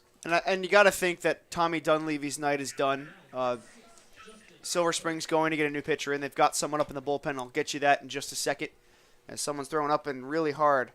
I think it's one thing to have your bullpen guy who was warming up and ready to come into the game come back out of the rain delay. It's another to have the guy who pitched 4 very strong innings take that much of a layoff, like we said, about 51 minutes exactly, as Tchaikovsky starts off the leadoff hitter for the T-Bolts, Justin Carboni with a breaking ball. Looks to still be J.D. Ogden up in the bullpen. He was up earlier in this game when it was light outside, but now that it's getting darker, the sky is dark, he's going to pitch the next inning, it seems to be. And the Big Train it's a sight for sore eyes out of the bullpen, getting a new pitcher on the mound. Hopefully, offense comes with it.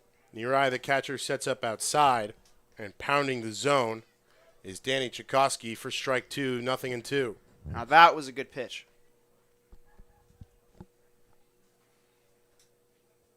Tchaikovsky out of the stretch with the runner off first. Breaking ball, swing, and a miss. Thought it was in the dirt for a second, but Near able to collect that.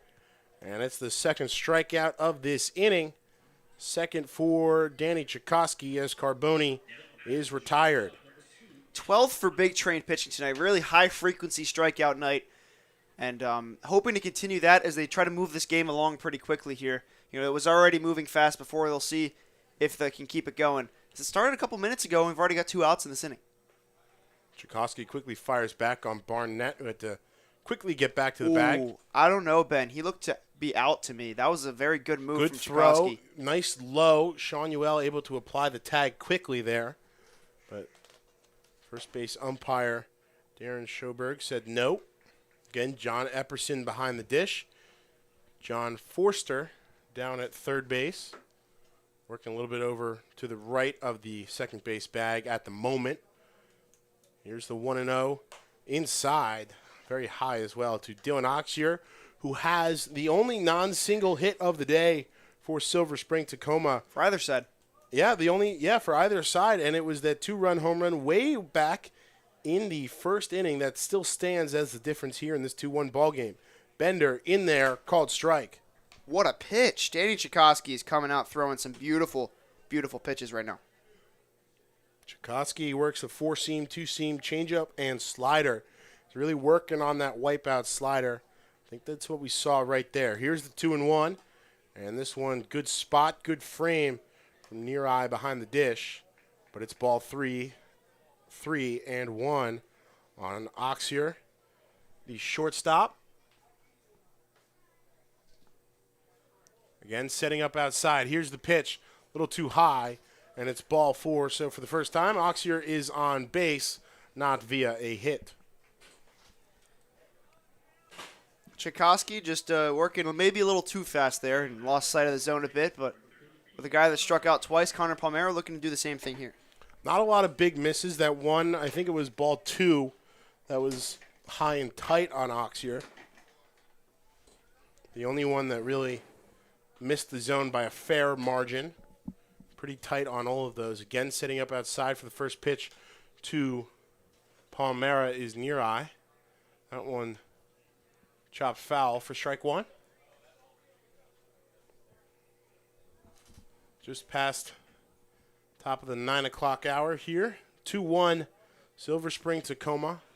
2 outs and a runner on first and second. The single by Barnett, the base on balls to Dylan Oxier. And it's 0-1 on Palmera at the dish. And there, Chikoski able to pound the outside edge. And it's 0-2. Big strikeout here for Chikoski to get and really putting some wind back in the sails for the big train as they try to come back in this game.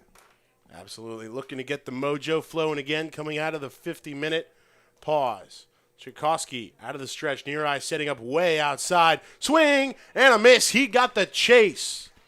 Chikoski strikes out the side and strands 2 runners. 2-1, big train coming to bat for the first time out of the delay. Middle 5 here at Povich Field.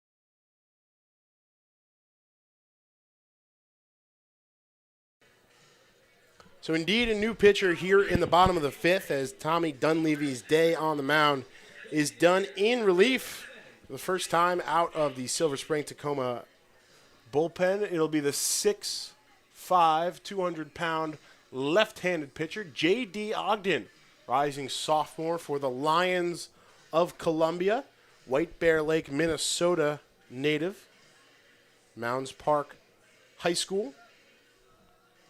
And he'll face off against Dylan Hatfield, the designated hitter, the 9-hole hitter, looking to turn things over. 9-1-2 due up here for the big train in the bottom of the 5th, looking to get back in this one coming out of the rain delay. And Hatfield swings and misses at the first one. Ogden 4 appearances on the year, 5 2/3 innings of work, 3 hits, 5 runs, 3 earned. This one inside, 1-1. 7 walks, 8 strikeouts, a 1-0 record, and a 4.76 ERA. Rain delays seem to be the best medicine for the big train. Of course, they were delayed down in South County, and they put up a 14 spot in the next inning. Maybe they can continue the trend here as Hatfield tips that one off the end of the bat. It's 1-2 now.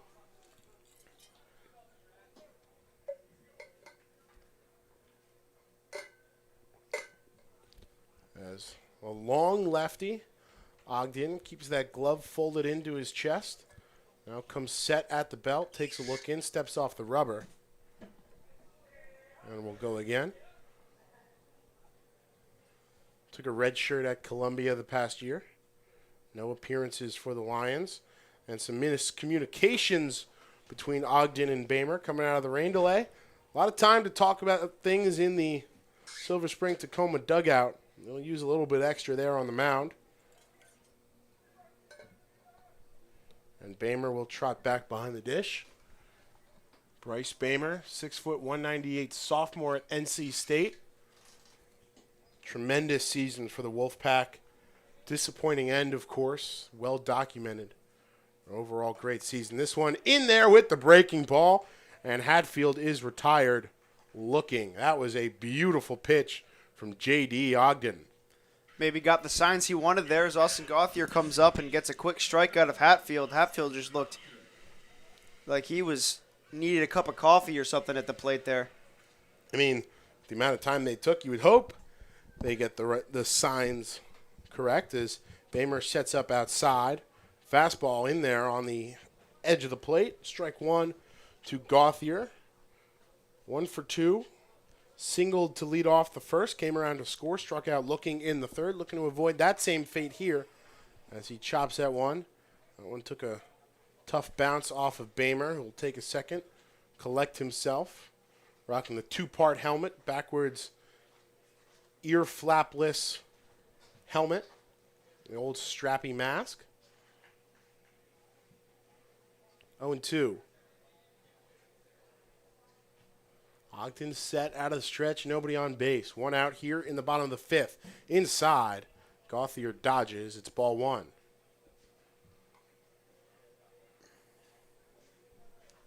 A lot of movement for John Epperson behind the dish. Very active guy behind Bamer, home plate umpire. Collects that baseball. Bamer sets up slightly inside. Here's the 1-2. Misses the spot outside. Even the count, 2 balls and 2 strikes.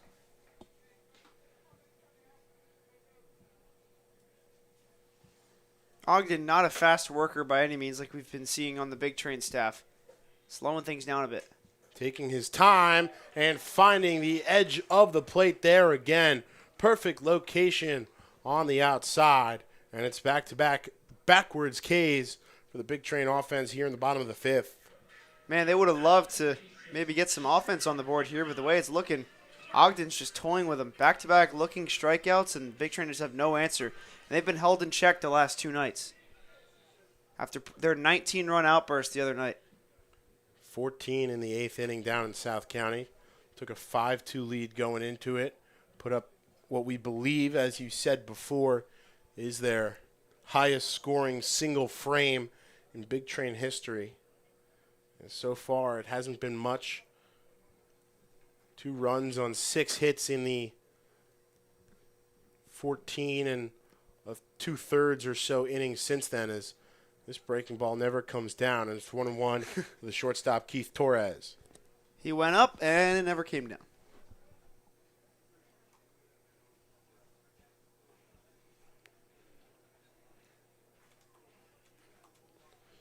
This one inside for a called strike. And again, just like Tommy Dunleavy before him, J.D. Ogden has been very efficient so far in his 2/3 plus of an inning at working both edges of the plate. Did so with Gauthier, now trying to do so with a 1-2 advantage on Keith Torres. Out of Sacramento State, Ogden comes set, kicks, delivers, and protecting there is Torres, able to foul that one off the end of his lumber. Count stays the same. And I just haven't seen the same veracity that I've seen in the past these last 2 nights from the Big Train offense. A lot of protecting on 2 strike counts. A lot of just trying to stay ahead of it. And Torres looking to do exactly that here. 1-2. Taps this one to Oxier at short. He gloves it, no problem. Bounces the throw over, scooped up by Brown at first for the 3rd out. Big Train go down quietly coming out of the rain delay. It'll be up to their bullpen at the top of the 6th here on Big Train.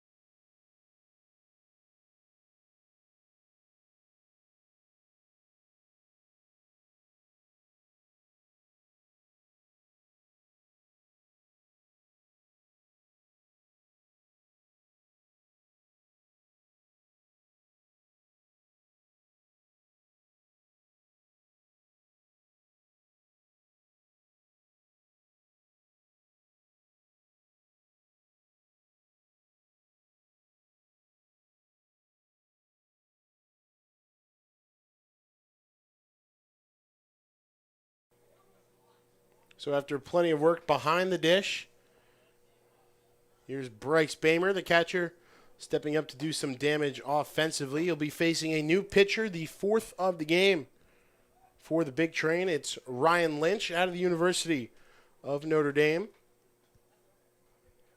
He starts off with a ball outside. This one works back inside, 2-0 on Bamer.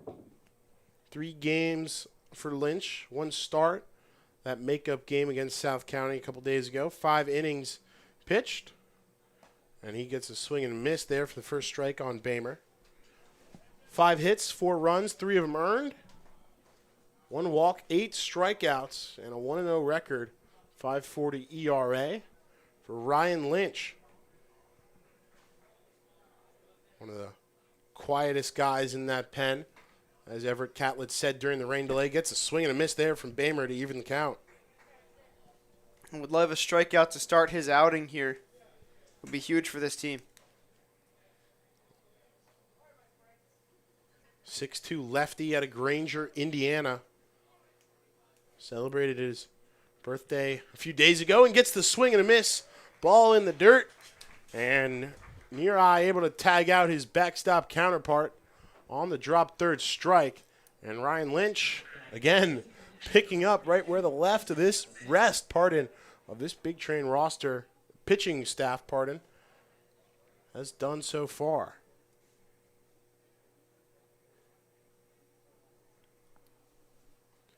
First pitch bounces in the dirt to the designated hitter, Christian Maceda. 308 hitter on the year. Wearing a pair of strikeouts looking. Epperson giving Near-Eye time to shake that one off. Walks the ball all the way out to Lynch out there on the bump. Now takes his time to wipe the plate off.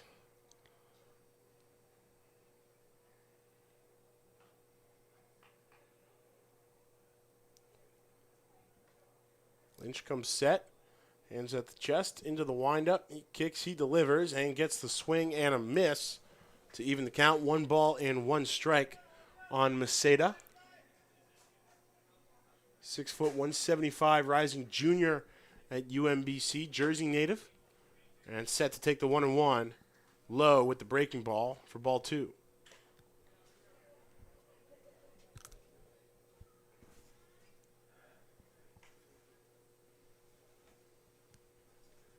One out here in the top of the 6th. This one high inside. A little too tight there for Lynch, and it's a hitter's count, 3-1. Yeah, and that home run way back in the first inning, the only blemish on this game, stands as the difference. Big Train need to start stringing some hits together. This one popped foul over our heads softly. More baseballs, please, says Epperson. And it's a full count on Maceda. 3 balls, 2 strikes.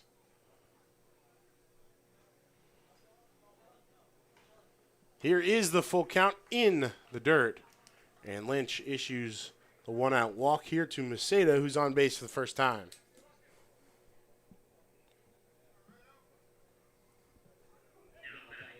Nigel Calderon,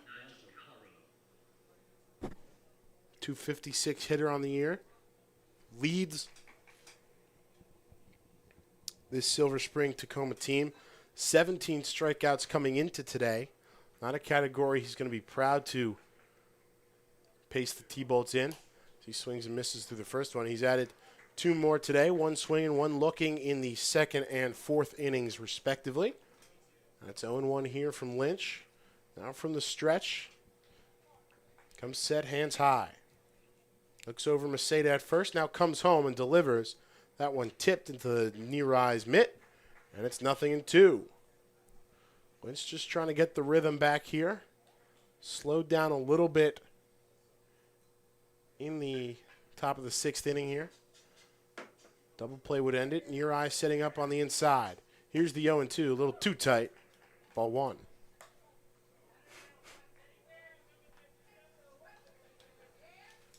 Yeah, the game moved very swimmingly through the first 4 innings. And then Rain delay will do that to you. 9:20 here. Maceda thought about going. Breaking ball off speed. A little too low and outside. And it's 2 balls and 2 strikes on Calderon, pardon. Now Lynch set. Checks over. Comes home. Check swing. But a pitch outside. Calderon able to hold that one up. And he works the count full after being behind 0-2.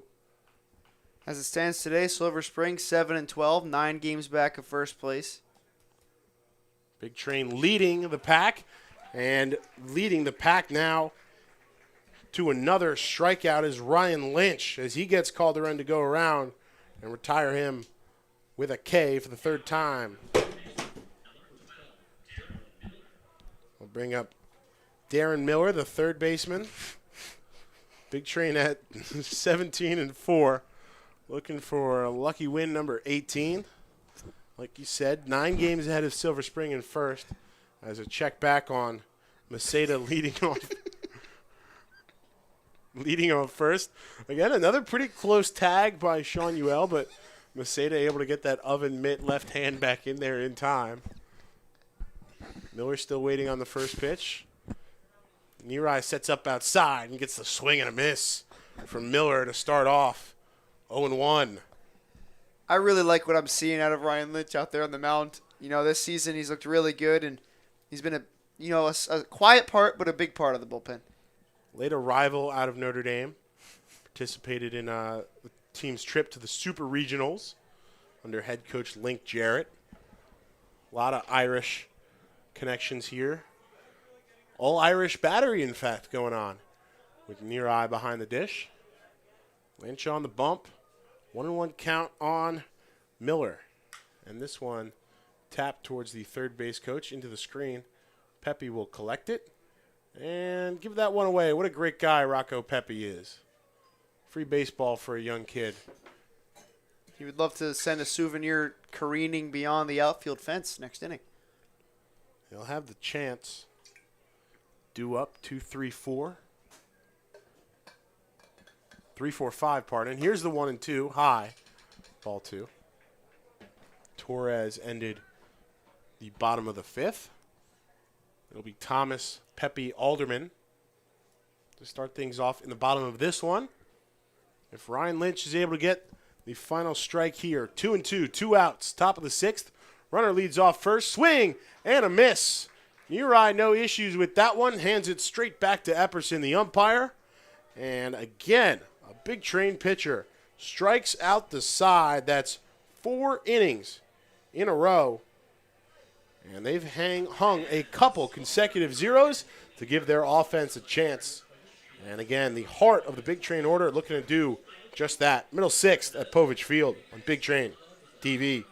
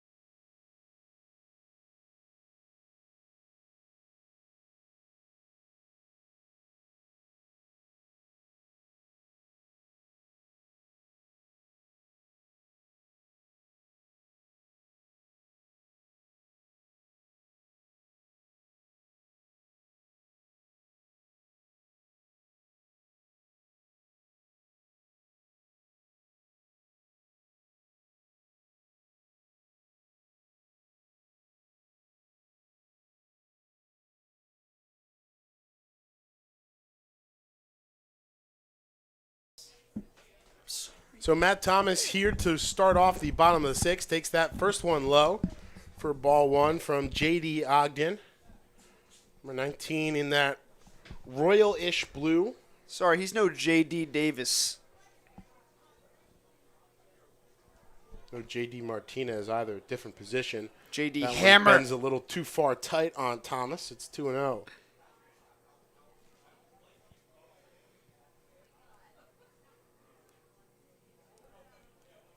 The offense has put some players to or put some. Ooh, this one way inside, and it's ball 3. Thomas is 1 for 1 with a single. He walked in the 3rd, and that was the plate appearance I was just about to talk about because that walk was on 4 pitches. Chance for another one here with a 3-0 count to lead off the bottom of the 6th. And this one is inside, so 8 pitches and 2 walks over the last 2 plate appearances for Matt Thomas. And again, working that on-base percentage sky high. Came into today at .539. Probably well towards .550 at this point. And puts a runner on base for the ever-dangerous Rocco Pepe. And that's 3 times on base today for Matt Thomas, continuing his trend. And he's really trying to be the linchpin in this order as he has been before. Pepe showing bunt. Will pull back as this one is outside off the mitt of Bamer, so down to second easily. Works just as well as a bunt. Absolutely. So sacrifice off now with Thomas in scoring position and an open base for Rocco Pepe. No outs here in the bottom of the 6th. Tying run at second. Go ahead, run at the plate. First runner in scoring position since the first inning for the Big Train. It's been a while. That wasn't their issue last night. They were able to work a couple walks, couple batters on, not via the hit, and get them into scoring position as Pepe takes ball 2 way high. Tonight it's been a couple more hits early on. Nothing much since the first inning. Like you said, first runner in scoring position since the bottom of the first. Pepe showing bunt again, like pulling back as this one is inside. And for the second consecutive batter, it's a 3-0 count. And if he gets on, Kemp Alderman would love to be up with 3 runners on and send one into oblivion. 2 runners on. 2 runners on, excuse me. In line for potentially 3-run home runs. Showing bunt here on the 3-0 and instead working it way inside. So here in the bottom of the 6th, 8 pitches for J.D. Ogden, 8 balls, and 2 batters on base. That'll bring Brock Hunter out of the Silver Spring-Takoma dugout, pretty quickly.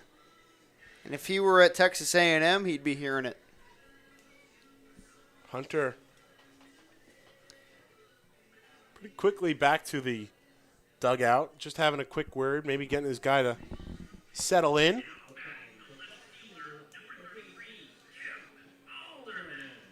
As the man himself, Kemp Alderman, settles into the box.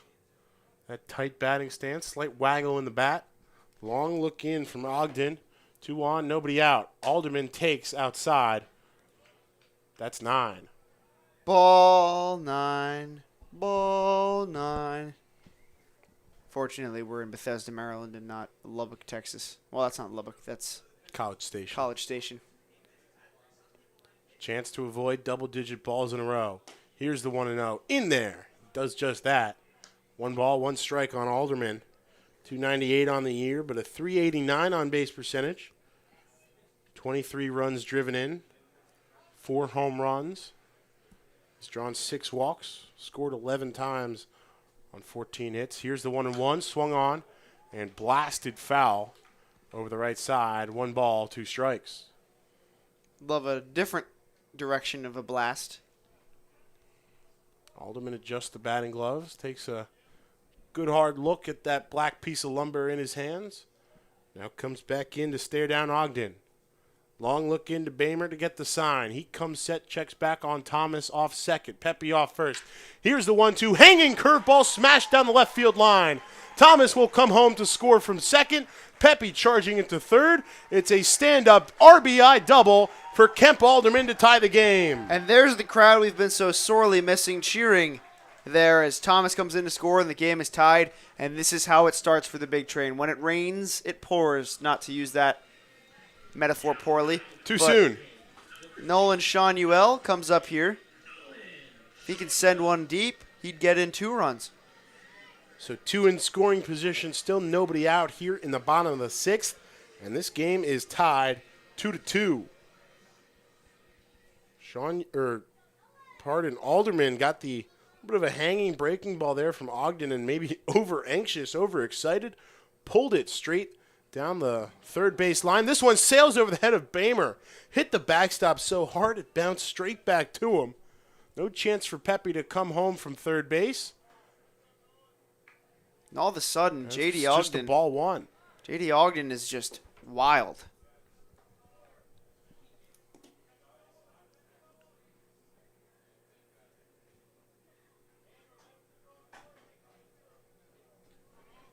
Alderman hit that ball on the ground really hard towards Miller at third base. Infield in here with no outs. Pepe 90 feet away as the go-ahead run. Here's the 1-0. Breaking ball outside, too low. Ball 2. Here's where the big train love to tack on. They get the big inning and they want to keep it going. You know, they put up 14 in South County. They want more than 1 this inning, and it's where they smell blood.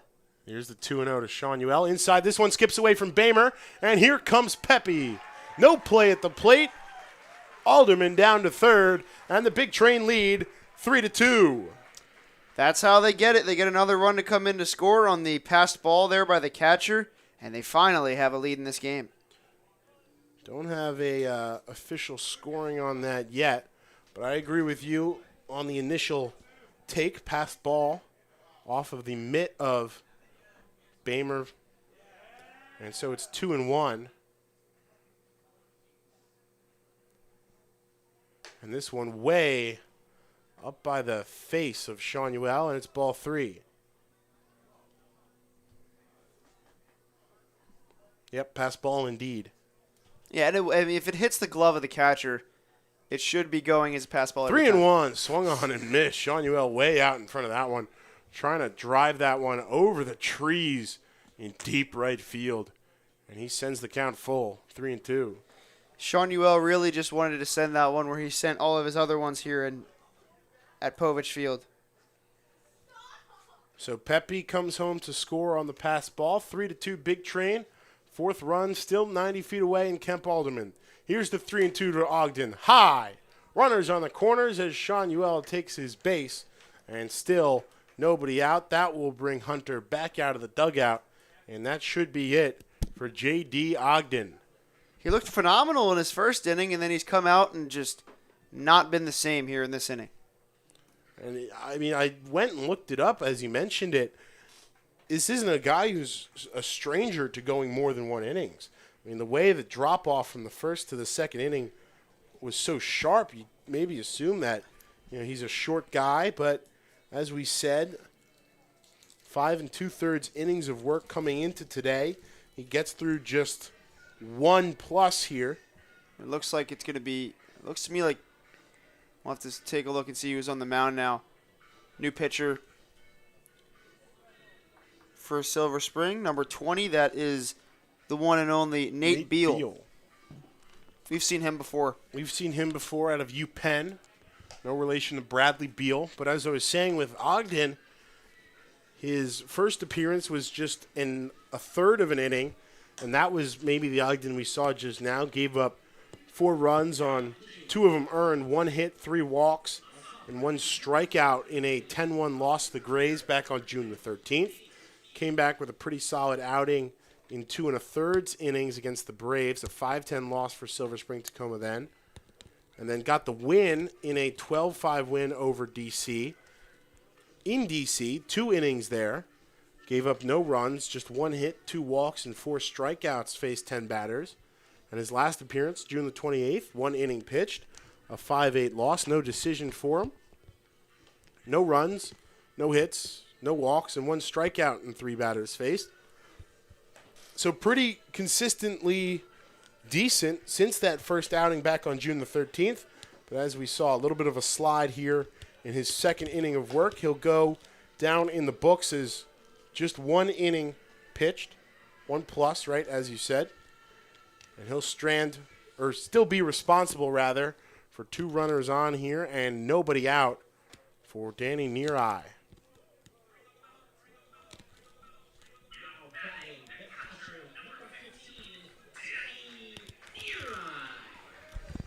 Oh for 1 with a strikeout in the second. Reached on a fielder's choice and was stranded in the fourth. 300 hitter, 462 on base percentage, 9 hits and 7 RBIs, 8 walks as well. So he takes the first pitch from Beal in there for strike 1. So already maybe a little more solid. Decent pop there from Beal as well into the mid of Bamer. Trying to work his way out of this one. Silver Spring lost the lead with 2 in this frame as Neareye comes up attacking, sends that one foul up the left side. Flips his bat over and will recollect down 0-2. And really, you're just looking to get outs here. You no longer have the lead, but the Big Train can tack on runs better than any other team can. 3 walks and the RBI double by Kemp Alderman, the recipe to a lead here for the Big Train in the bottom of the 6th. 3-2 the score. 4 hits now in the game. We'll see who's out of the pen next. My bet is on one of Jack Cohn or Matt Bedford. Neareye swings and misses through strike 3 there, swinging for the fences, and is retired as the first out here in the bottom of the 6th to bring up Trevor Doyle. Doyle today reached on an error and struck out, looking to make some more runs stick on the board.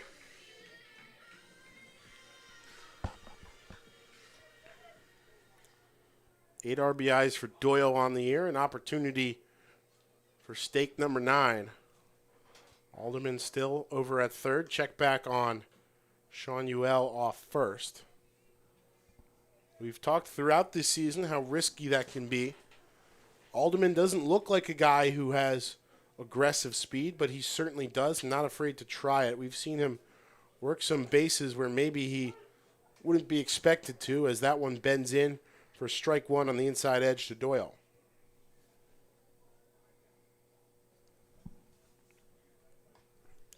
Lefty takes a couple check swings. Now settles in. Almost a Craig Kimbrell-esque look in as Doyle taps this one up the right side of the infield, bobbled by the first baseman Brown. He flips it over to the covering pitcher Beal, not in time. Doyle beats out the infield hit, and Alderman comes home for another insurance run. It's 4-2. And probably the softest hit RBI single Trevor Doyle will ever get, but hey, 4-2. That's all they'll take. And indeed ruled a single pretty quickly there by the official scorer in the George Solomon press box to our left.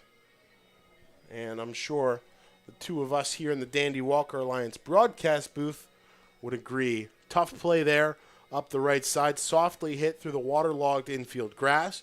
Brown, coming out from the first base position, was able to field it, but Beal couldn't get over. He thought he was going to try to field that one, but ended up having to race over to beat out the speedy Doyle to the bag. And it's first and second, one out here, 3 runs across. And a check swing there on the first pitch to Dylan Hatfield, called strike. So indeed the 9th RBI of the year for Trevor Doyle out of Sacramento State. He stands off first, Sean Ewell off second.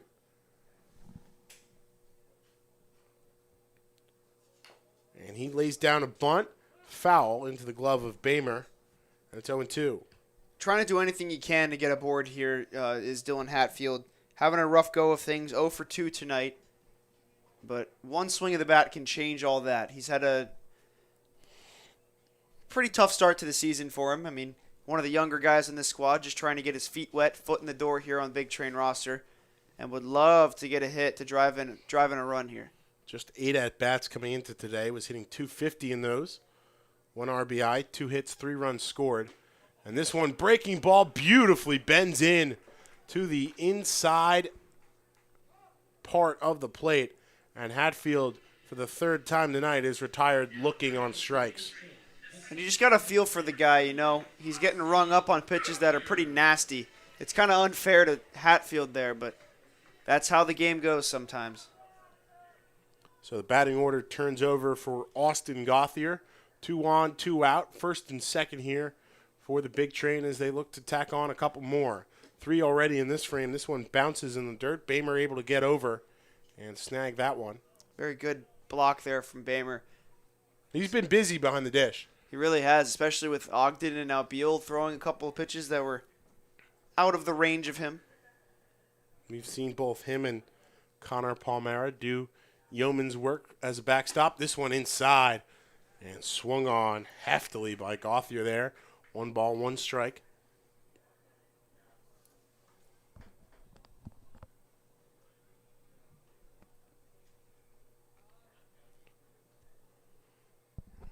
Kind of Kimbrell-esque look in, as I said before, from Beal. This one pops the mitt. Close, but no cigar, says John Epperson, and it's ball 2. And it's been a welcome change behind the dish, but that's actually one that I would disagree with there. That looked to be good to me, but John Epperson generally has had a pretty good zone tonight. I'm going to trust him on that one.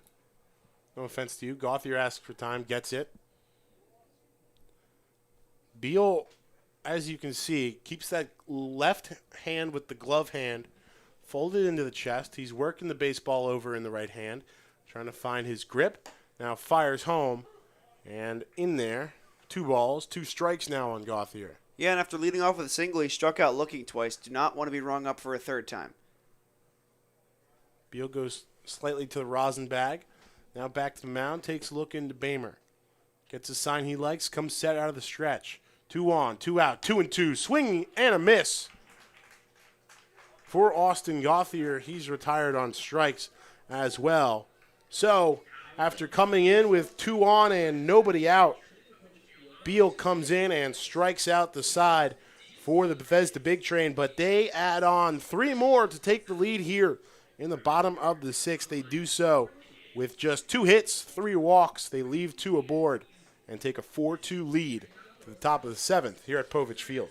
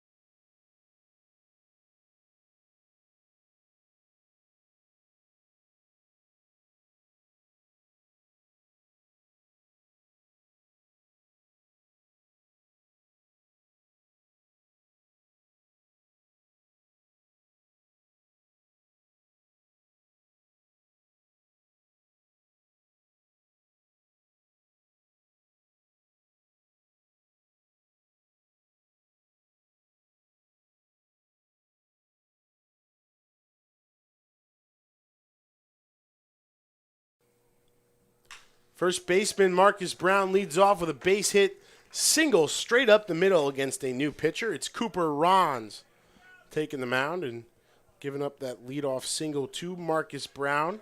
So after 3 runs come home in the bottom of the 6th, Rons looking to shut down the Silver Spring-Takoma offense as much as he can. We'll see how long he goes. Not exactly a short relief guy. 5 appearances, 12 2/3 innings of work, 10 hits, 8 runs, 7 of them earned, a 4.97 ERA, 4 walks and 12 strikeouts for him there as he missed a little outside to the 9-hole hitter for the T-Bolts, Devin Barnett, the right fielder. The de facto fastest worker on this squad as well. Absolutely. Out of the stretch here. He fires this one, breaking ball in there at the knees of Barnett. Very tall knees. The 6'5" sophomore, Pittsburgh native, VCU Ram. Setting up inside is near eye. This one taken the other way, and that's going to get behind Pepe. Back-to-back base knocks, and Silver Spring has 2 aboard here for the top of the order. Things just have been uncharacteristically awry for Cooper Rons in his last couple appearances. But if he can get a ground ball here, I'm sure he'll take it. Chance for 2 with 2 aboard. Quick check from Near Eye in a mound visit. As you said, started off with 3 very seamless appearances. 3 innings against the Giants, 2 2/3 at Silver Spring-Takoma on June the 16th, and then 3 scoreless innings June, the 19th against Alexandria. And in those 3 appearances, just 1 total run allowed. Since then, he's allowed 6 earned. This bunt down. Rons fields it. Gloves over. Getting the lead runner at third in time. And that's out number 1. So 2 on the bunt to reach on a fielder's choice for Justin Carboni. And good play defensively there by the pitcher Rons to get the lead runner, as we said. Yeah, very smart throw to get the lead runner there. And up in the bullpen right now is J.P. Nolan for Silver Spring-Takoma. But a very smart way to get the lead runner there for Cooper Rons. Actually, that was Brown retired. I think I said Barnett at first. If it was Barnett, he might have been safe because he's got a couple extra inches sliding in there to third. And Rons bends a beautiful curveball in there. 11-5 for strike 1 on Dylan Oxier, who's been a thorn Big Train side all day. Not one to disagree with the pitch calling of Danny Neary here. Gets the pitch, gets the sign, looks back and throws. And again, goes back to the breaker. This one a little too low as it crossed the dish. It's 1-1, but Neary liked it anyways. Yeah, it was a good pitch. It just missed a little bit. Trying to get him to chase maybe on the 0-1. 1-1 now Rons checks back over on Barnett off first. Fires inside with an off-speed changeup. Strike 2 called at the chest of Oxier. 1-2 now.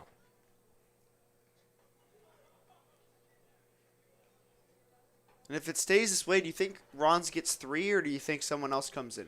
I have to see, first of all, what this inning ends up looking like. As here's the 1-2. Swung on and missed. A tip into the glove of Neareye. Regardless, it's a strike 3 for Cooper Rons. 2 outs now after retiring Dylan Oxier to bring up Connor Palmera, who's 0 for 3 with 3 swinging strikeouts. 17 strikeouts for Big Train pitching tonight. And a whole lot better situation here for Rons. 2 on, nobody, just 1 in scoring position as this one's crushed towards center field. Thomas over on the run, makes the grab. It's a loud F8 on the first pitch seen from Palmera from Cooper Rons. And Silver Spring-Takoma leaves 2 aboard here on 2 hits. In the top of the 7th, Big Train bullpen hangs another 0. Chance for some more insurance runs as it's time to stretch here at Povich Field.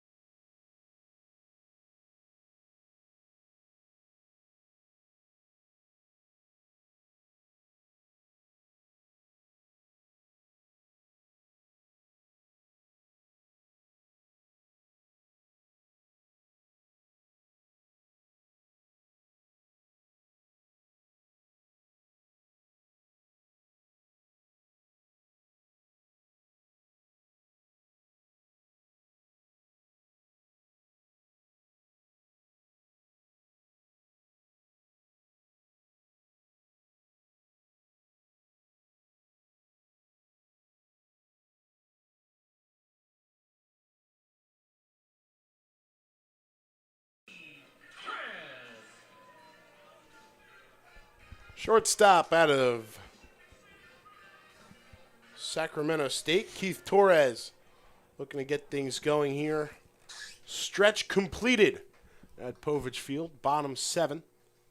He swings and tips the first pitch he sees from Nate Beal back into the mitt of Bamer, 0-1.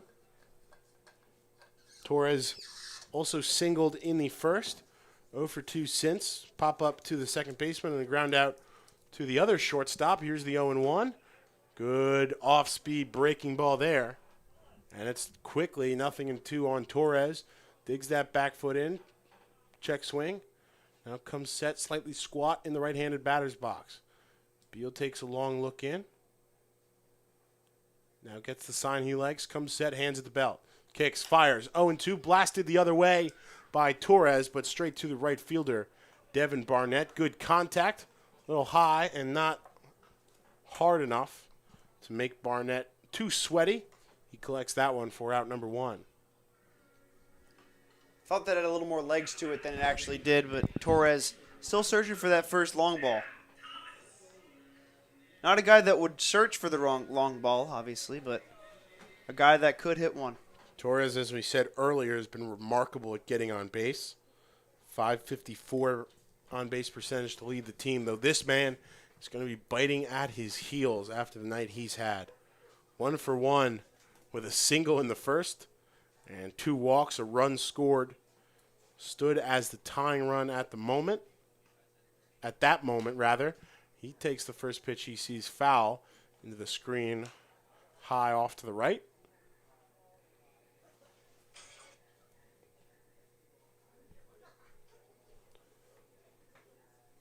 Four runs, 5 hits, 1 error for the Big Train. 2 runs, 5 hits, 1 error for the T-Bolts, says Thomas, again hacking. And just missed that one. Sends it over Bamer's head, back into the screen behind home plate. It's 0-2.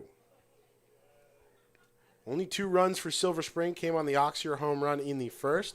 Big Train answered with 1 in the bottom of the first and put up a big 3 spot in the previous turn at bat, bottom of the 6th, thanks to a couple walks and a Kemp Alderman double.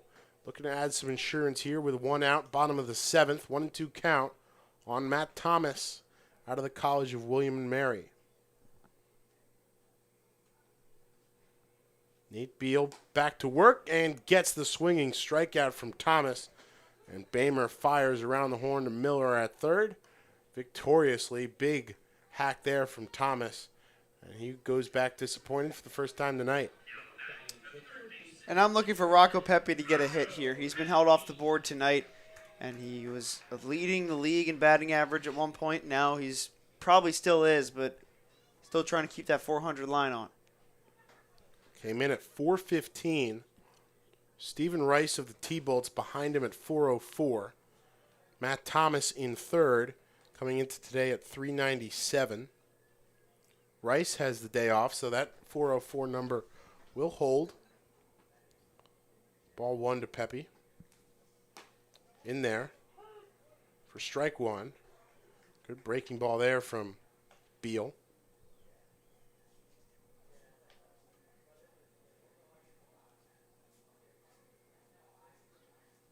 Here's the 1-1. Pepe chops this one straight in the air to Carboni in center field. That one looked like it had a chance to die in front.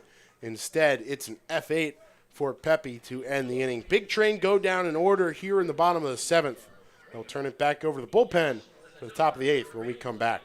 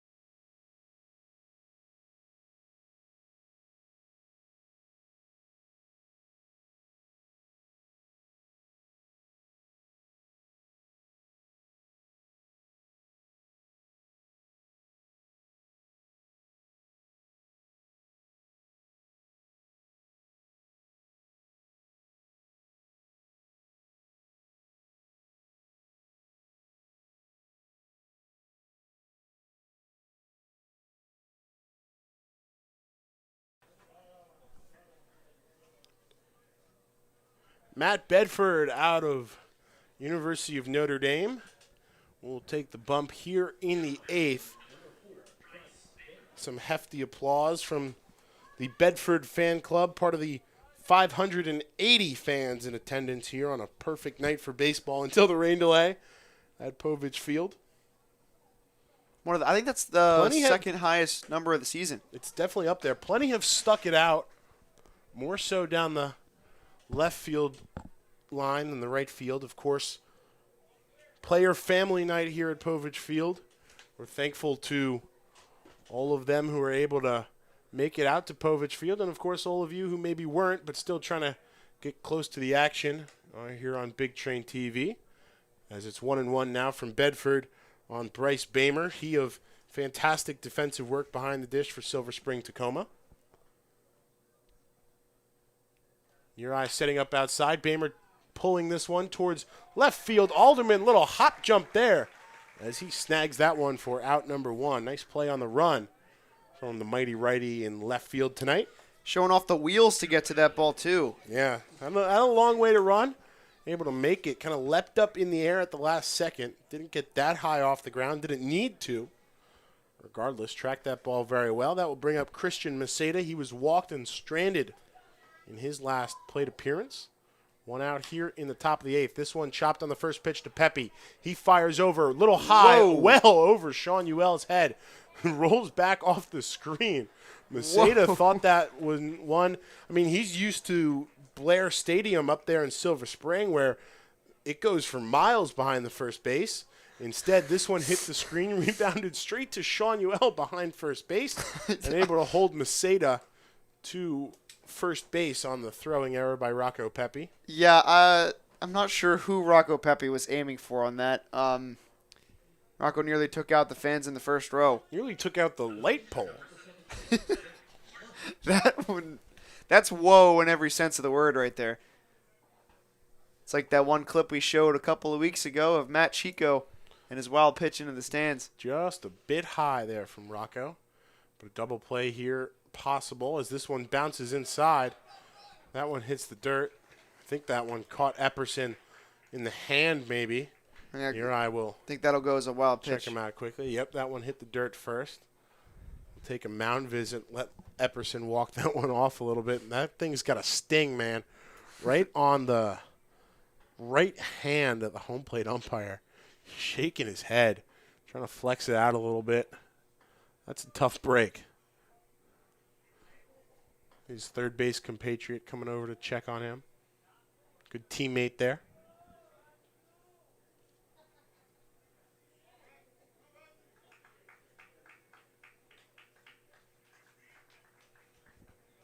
So one out, one on. All the way over to second went Maceda on that wild pitch in the dirt. So yeah, Cooper Rons gets a hold for the last inning, so write an H next to his name. And we'll see if Bedford can finish off the hold here. For those keeping score at home. This one in there, lashed to right field, but straight at Doyle. He'll fire over, cut off by Torres. Fake cut off, and got him out. It's a double play. 9-5 put out of Maceda. Torres faked the cutoff. That ball trickled all the way to Rocco Pepe, who applied the tag, had Maceda beat by a mile. Gunned down by Trevor Doyle in right. And I think he'll take that hold right there, Matt Bedford. An F9-5 double play. Don't see that too often, but that's how it goes. Big Train get into the 8th here on Big Train TV.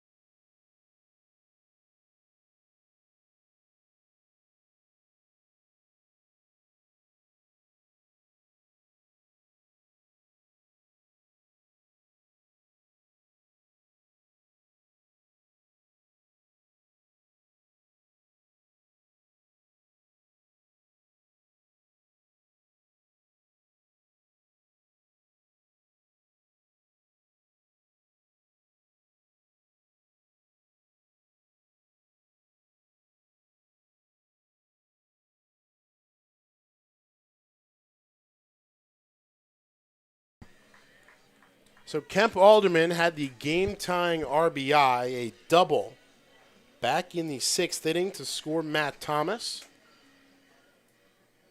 Big Train have worked themselves into a 4-2 lead, and Alderman will lead off here in the bottom of the 8th. Takes that first one inside from Beal. Out for his 3rd inning of work. Ogden done after 1+. Dunleavy before him through 4. 1-0 here to Alderman. And he swings at a good off-speed pitch there from Beal to even the count. And if it holds, I think Jack Cohn might be coming in for the save. So we'll see if he can iron out the kinks that we saw in his setup outing a couple of games ago.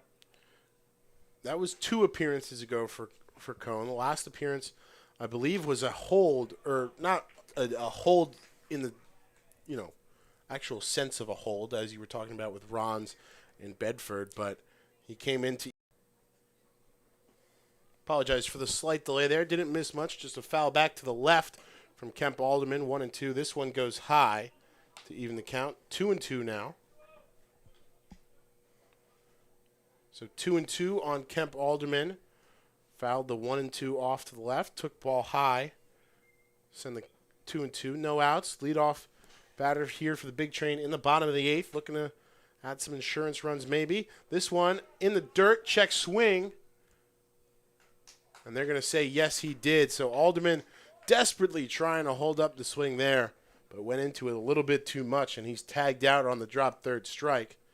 And this should be a trip to the bullpen here. Beal able to do the job, get the difficult righty Alderman retired. And a pretty solid 2 1/3 innings for Nate Beal. He'll get a fist pump on his stride back to the dugout. And a new pitcher here for Silver Spring-Takoma. Yeah, and it looks to be J.P. Nolan coming out of the pen, but that's 2 1/3 solid innings there for Beal coming out of the pen, really picking up the slack for Ogden.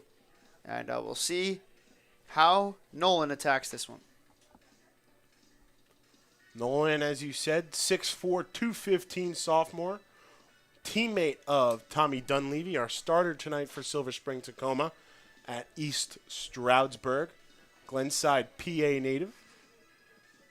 So a lanky righty here.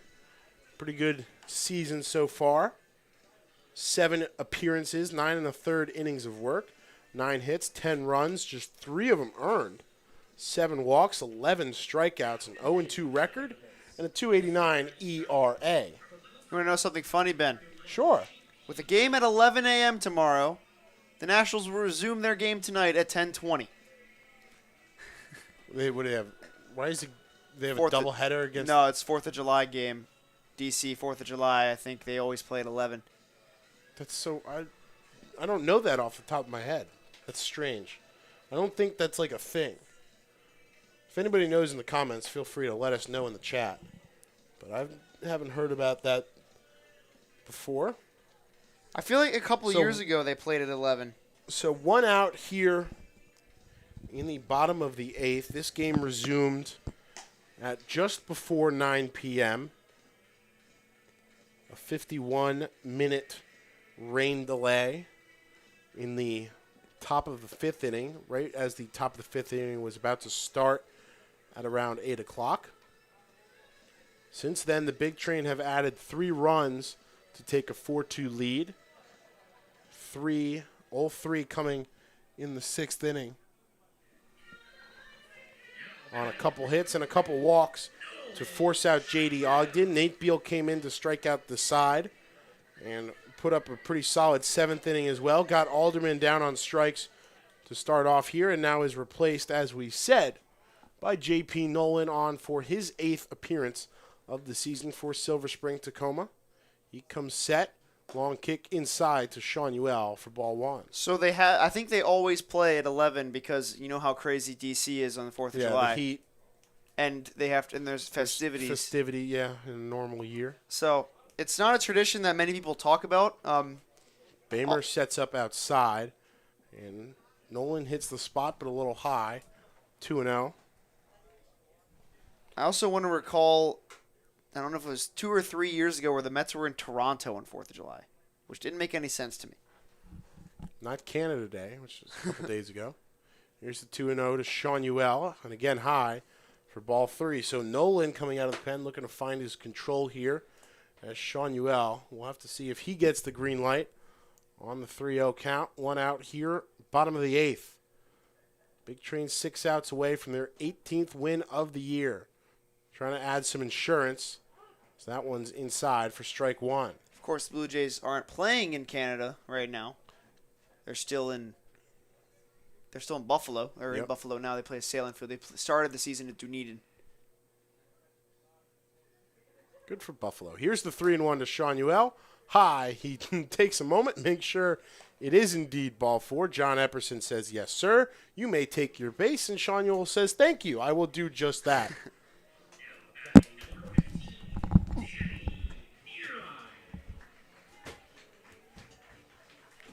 And so that'll bring up Danny Neary with a runner on and 1 out here in the bottom of the 8th. 2 strikeouts, reached on a fielder's choice in the 4th. Looking for a change of pace here. Swings the bat around. Now comes set. Bamer setting up straight over the plate. First pitch in there. Strike one on near eye from Nolan.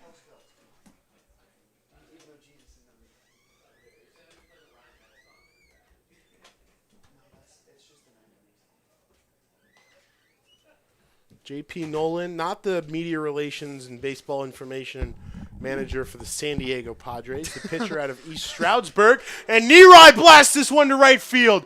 It will just go foul. Oh, my. Dear Lord, that thing was rocketed That was into the over. trees in right field, well over the foul pole. And Darren Schuberg had a fun time of making sure that thing stayed foul. Nerai all over that pitch, and instead it's a very, very loud strike two. Wow. He Lefty jumped pull all there. over it. Yeah, he jumped all over that ball. That thing was loud. Here's the 0-2 from Nolan. High for ball one. I would Take love a to see. second, collect your breath. Dear Lord. I would love to see the foul home run and then the real home run. Love to see the StatCast on that. One, I recall, Rusty Staub did it on his final home run of his career. And then Daniel Murphy did it in the 2015 NLCS. Here's Off the Jake 1-2 inside. Ball two. They've been working that on near eye all day. And a good take there. Close. But count even. 2 balls, 2 strikes. Abington, PA native. J.P. Nolan on the bump. Looking to avoid another loud fly ball. Bamer setting up inside. Here's the 2-2. Fouled the other way. Not nearly as loud. And the count stays where it is. 11 appearances for Nolan at East Stroudsburg. The Warriors, 5.27 ERA and 13 2/3. 15 strikeouts, 11 walks, 13 hits allowed. 9 scoreless innings his sophomore year of 2020. 1 start, 5 appearances, 9 strikeouts, 3 walks. Looking for the same here. 2-2 to Nerai. Bender in there, called strike 3. And Nerai is set down. A lot of ring ups tonight. Don't see a lot of those. But tonight, for big train hitting, I think that's 7 looking strikeouts tonight. You don't see a lot of looking strikeouts. Doyle delivered the 4th and final run so far of this game. The 3rd run of that 6th inning with an RBI single, legging out an infield dribbler to score Alderman from 3rd. He takes strike 1 in there here with 2 outs, bottom of the 8th. Sean Uell off first. Quietly improved the on-base percentage as well. 2 straight walks and a hit by pitch. Bender too high, didn't break enough for Nolan, and it's 1-1. If you're Doyle Hill, you got to find a way to get that runner in. Even though he's just on first base, you'd love some insurance here for Jack Cohn, if he is, in fact, taking over for the 9th. Either Cohn or Bedford, either way, would take the insurance run. Here's Doyle with that slightly open stance. Takes strike 2, with a heater straight in there. Have to say, Career 262 batting average, 362 on base percentage at Sac State. I have to say Jack Cohn is a poor man's John Axford. He looks a lot like him with the long hair and the beard. 1-2. Bamer sets up outside. Runner going. Sean Uell, nobody covering, and that's going to get into the outfield. Sean Uell with a pretty straight up stolen base there. Bamer throwing down despite neither Oxier, the shortstop, or Palmera, the second baseman, getting over quickly as Sean Uell jumped off first base. So he's down into scoring position here with 2 outs for Doyle.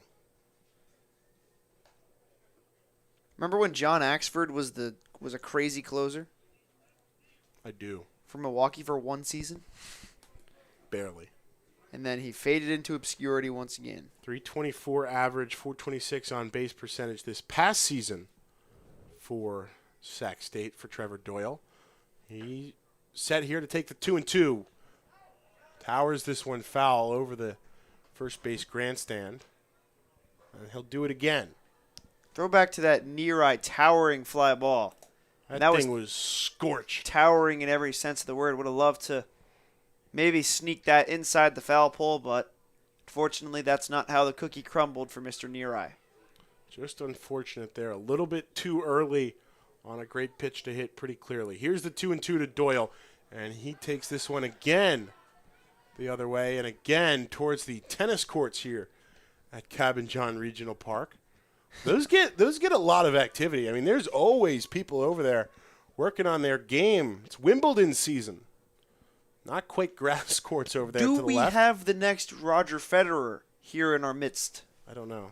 I'm not a big tennis guy.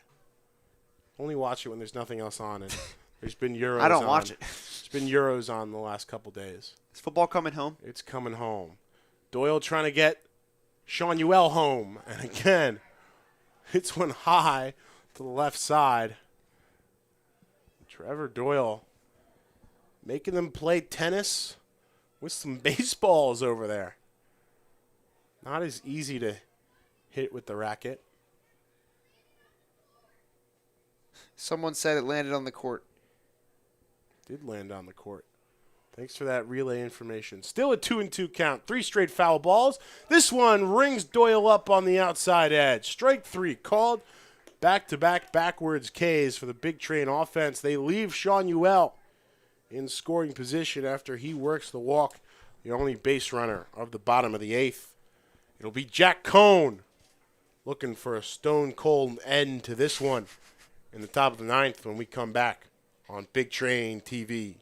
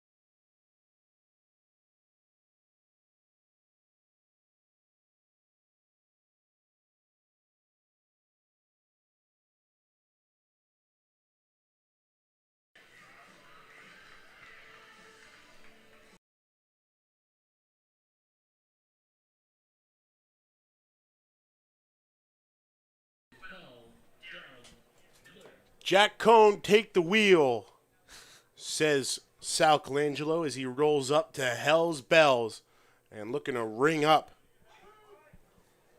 Silver Spring-Takoma here in the top of the 9th. Darren Miller will start things off against him, and Cohn straight to work with a strike 1. Junior out of the College of William & Mary misses a little bit outside there. 1 ball, 1 strike.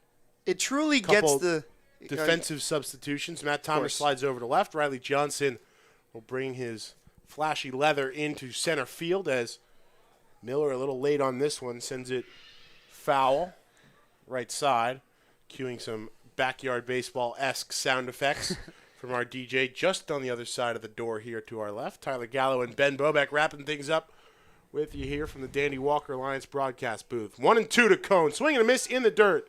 Neareye collects, steps out, fires to Sean Ewell. 2-3 put out on the drop, 3rd strike. 1 gone here in the top of the 9th. And it truly is music to your ears when you hear that song playing here at Povich Field.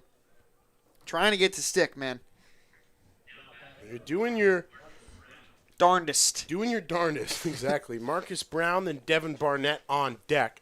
Bottom of the order here if Cone can retire them in order. And he starts off with a good strike on the inside edge to Marcus Brown. He's 1 for 2. Reached on a walk in the second. Struck out in the fifth. Singled. And then caught up in that fielder's choice for the first out of the top of the seventh. Takes that one a little outside, 1-1. So if the score holds, I believe Ryan Lynch would get the win in this one because they took the lead in the sixth inning. And this one laced, gloved by Gauthier out of the dirt. One hopper, a scorcher off the bat of Marcus Brown. No problem for Austin. Gauthier at second, flips over to Sean Ewell. And the Silver Spring-Takoma T-Bolts are down to their final out in the form of Devin Barnett. And just a solid 4-3 put out there for Cone. You can hang an exclamation Yeah. on that one. That thing, I mean, I said cone because it was a snow cone. Out of the end of his glove. Just beautiful. Lefty Barnett against the lefty or righty Cone. Bats left, throws right, and he gets a called strike one on Barnett. Cone on the year. 9.44 ERA, 4 games, 1 start, 6 2/3, 12 strikeouts, 6 walks, 8 hits allowed. And he bends a beautiful breaking ball just at the knees of Barnett. And now down to their final strike are the T-Bolts.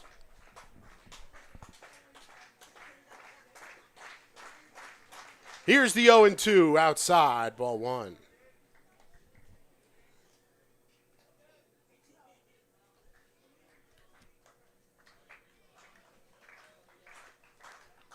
Family-friendly crowd gets the claps going here at Povich. Into the windup. Swing and a miss. He struck him out. Jack Cone comes in and shuts them down with a stone-cold save. And the Big Train roll on to a 4-2 win here at Povich Field. Their 18th of the season. What a game and what an outing for Jack Cone on the mound. Closes thing out in style, gets a big strikeout. The strikeout was the theme of the night tonight. Ryan Lynch gets the win. The losing pitcher is J.D. Ogden. And a save for Jack Cone, his first of the season. Just a great night at the ballpark. They came back even though without an offense, and what a night it was. Final pitch at 10:19. 3 hours, 18 minutes after we started this one, thanks in part to a 51-minute rain delay in the middle, but coming out of it, Big Train got the bats going again in the bottom of the sixth, and the bullpen hung 8 consecutive zeros on the scoreboard after that 2-run home run in the first. Dominant fashion. Yeah, it really was a great effort from the bullpen, and we'll have more on that when we come back here for the Big Train postgame. Absolutely. One more time, the final score before we take you to the postgame show in just a moment. The Big Train 4, Thunderbolts 2. Saturday's gone, and the train rolls on to their 18th win of the year here at Povich Field.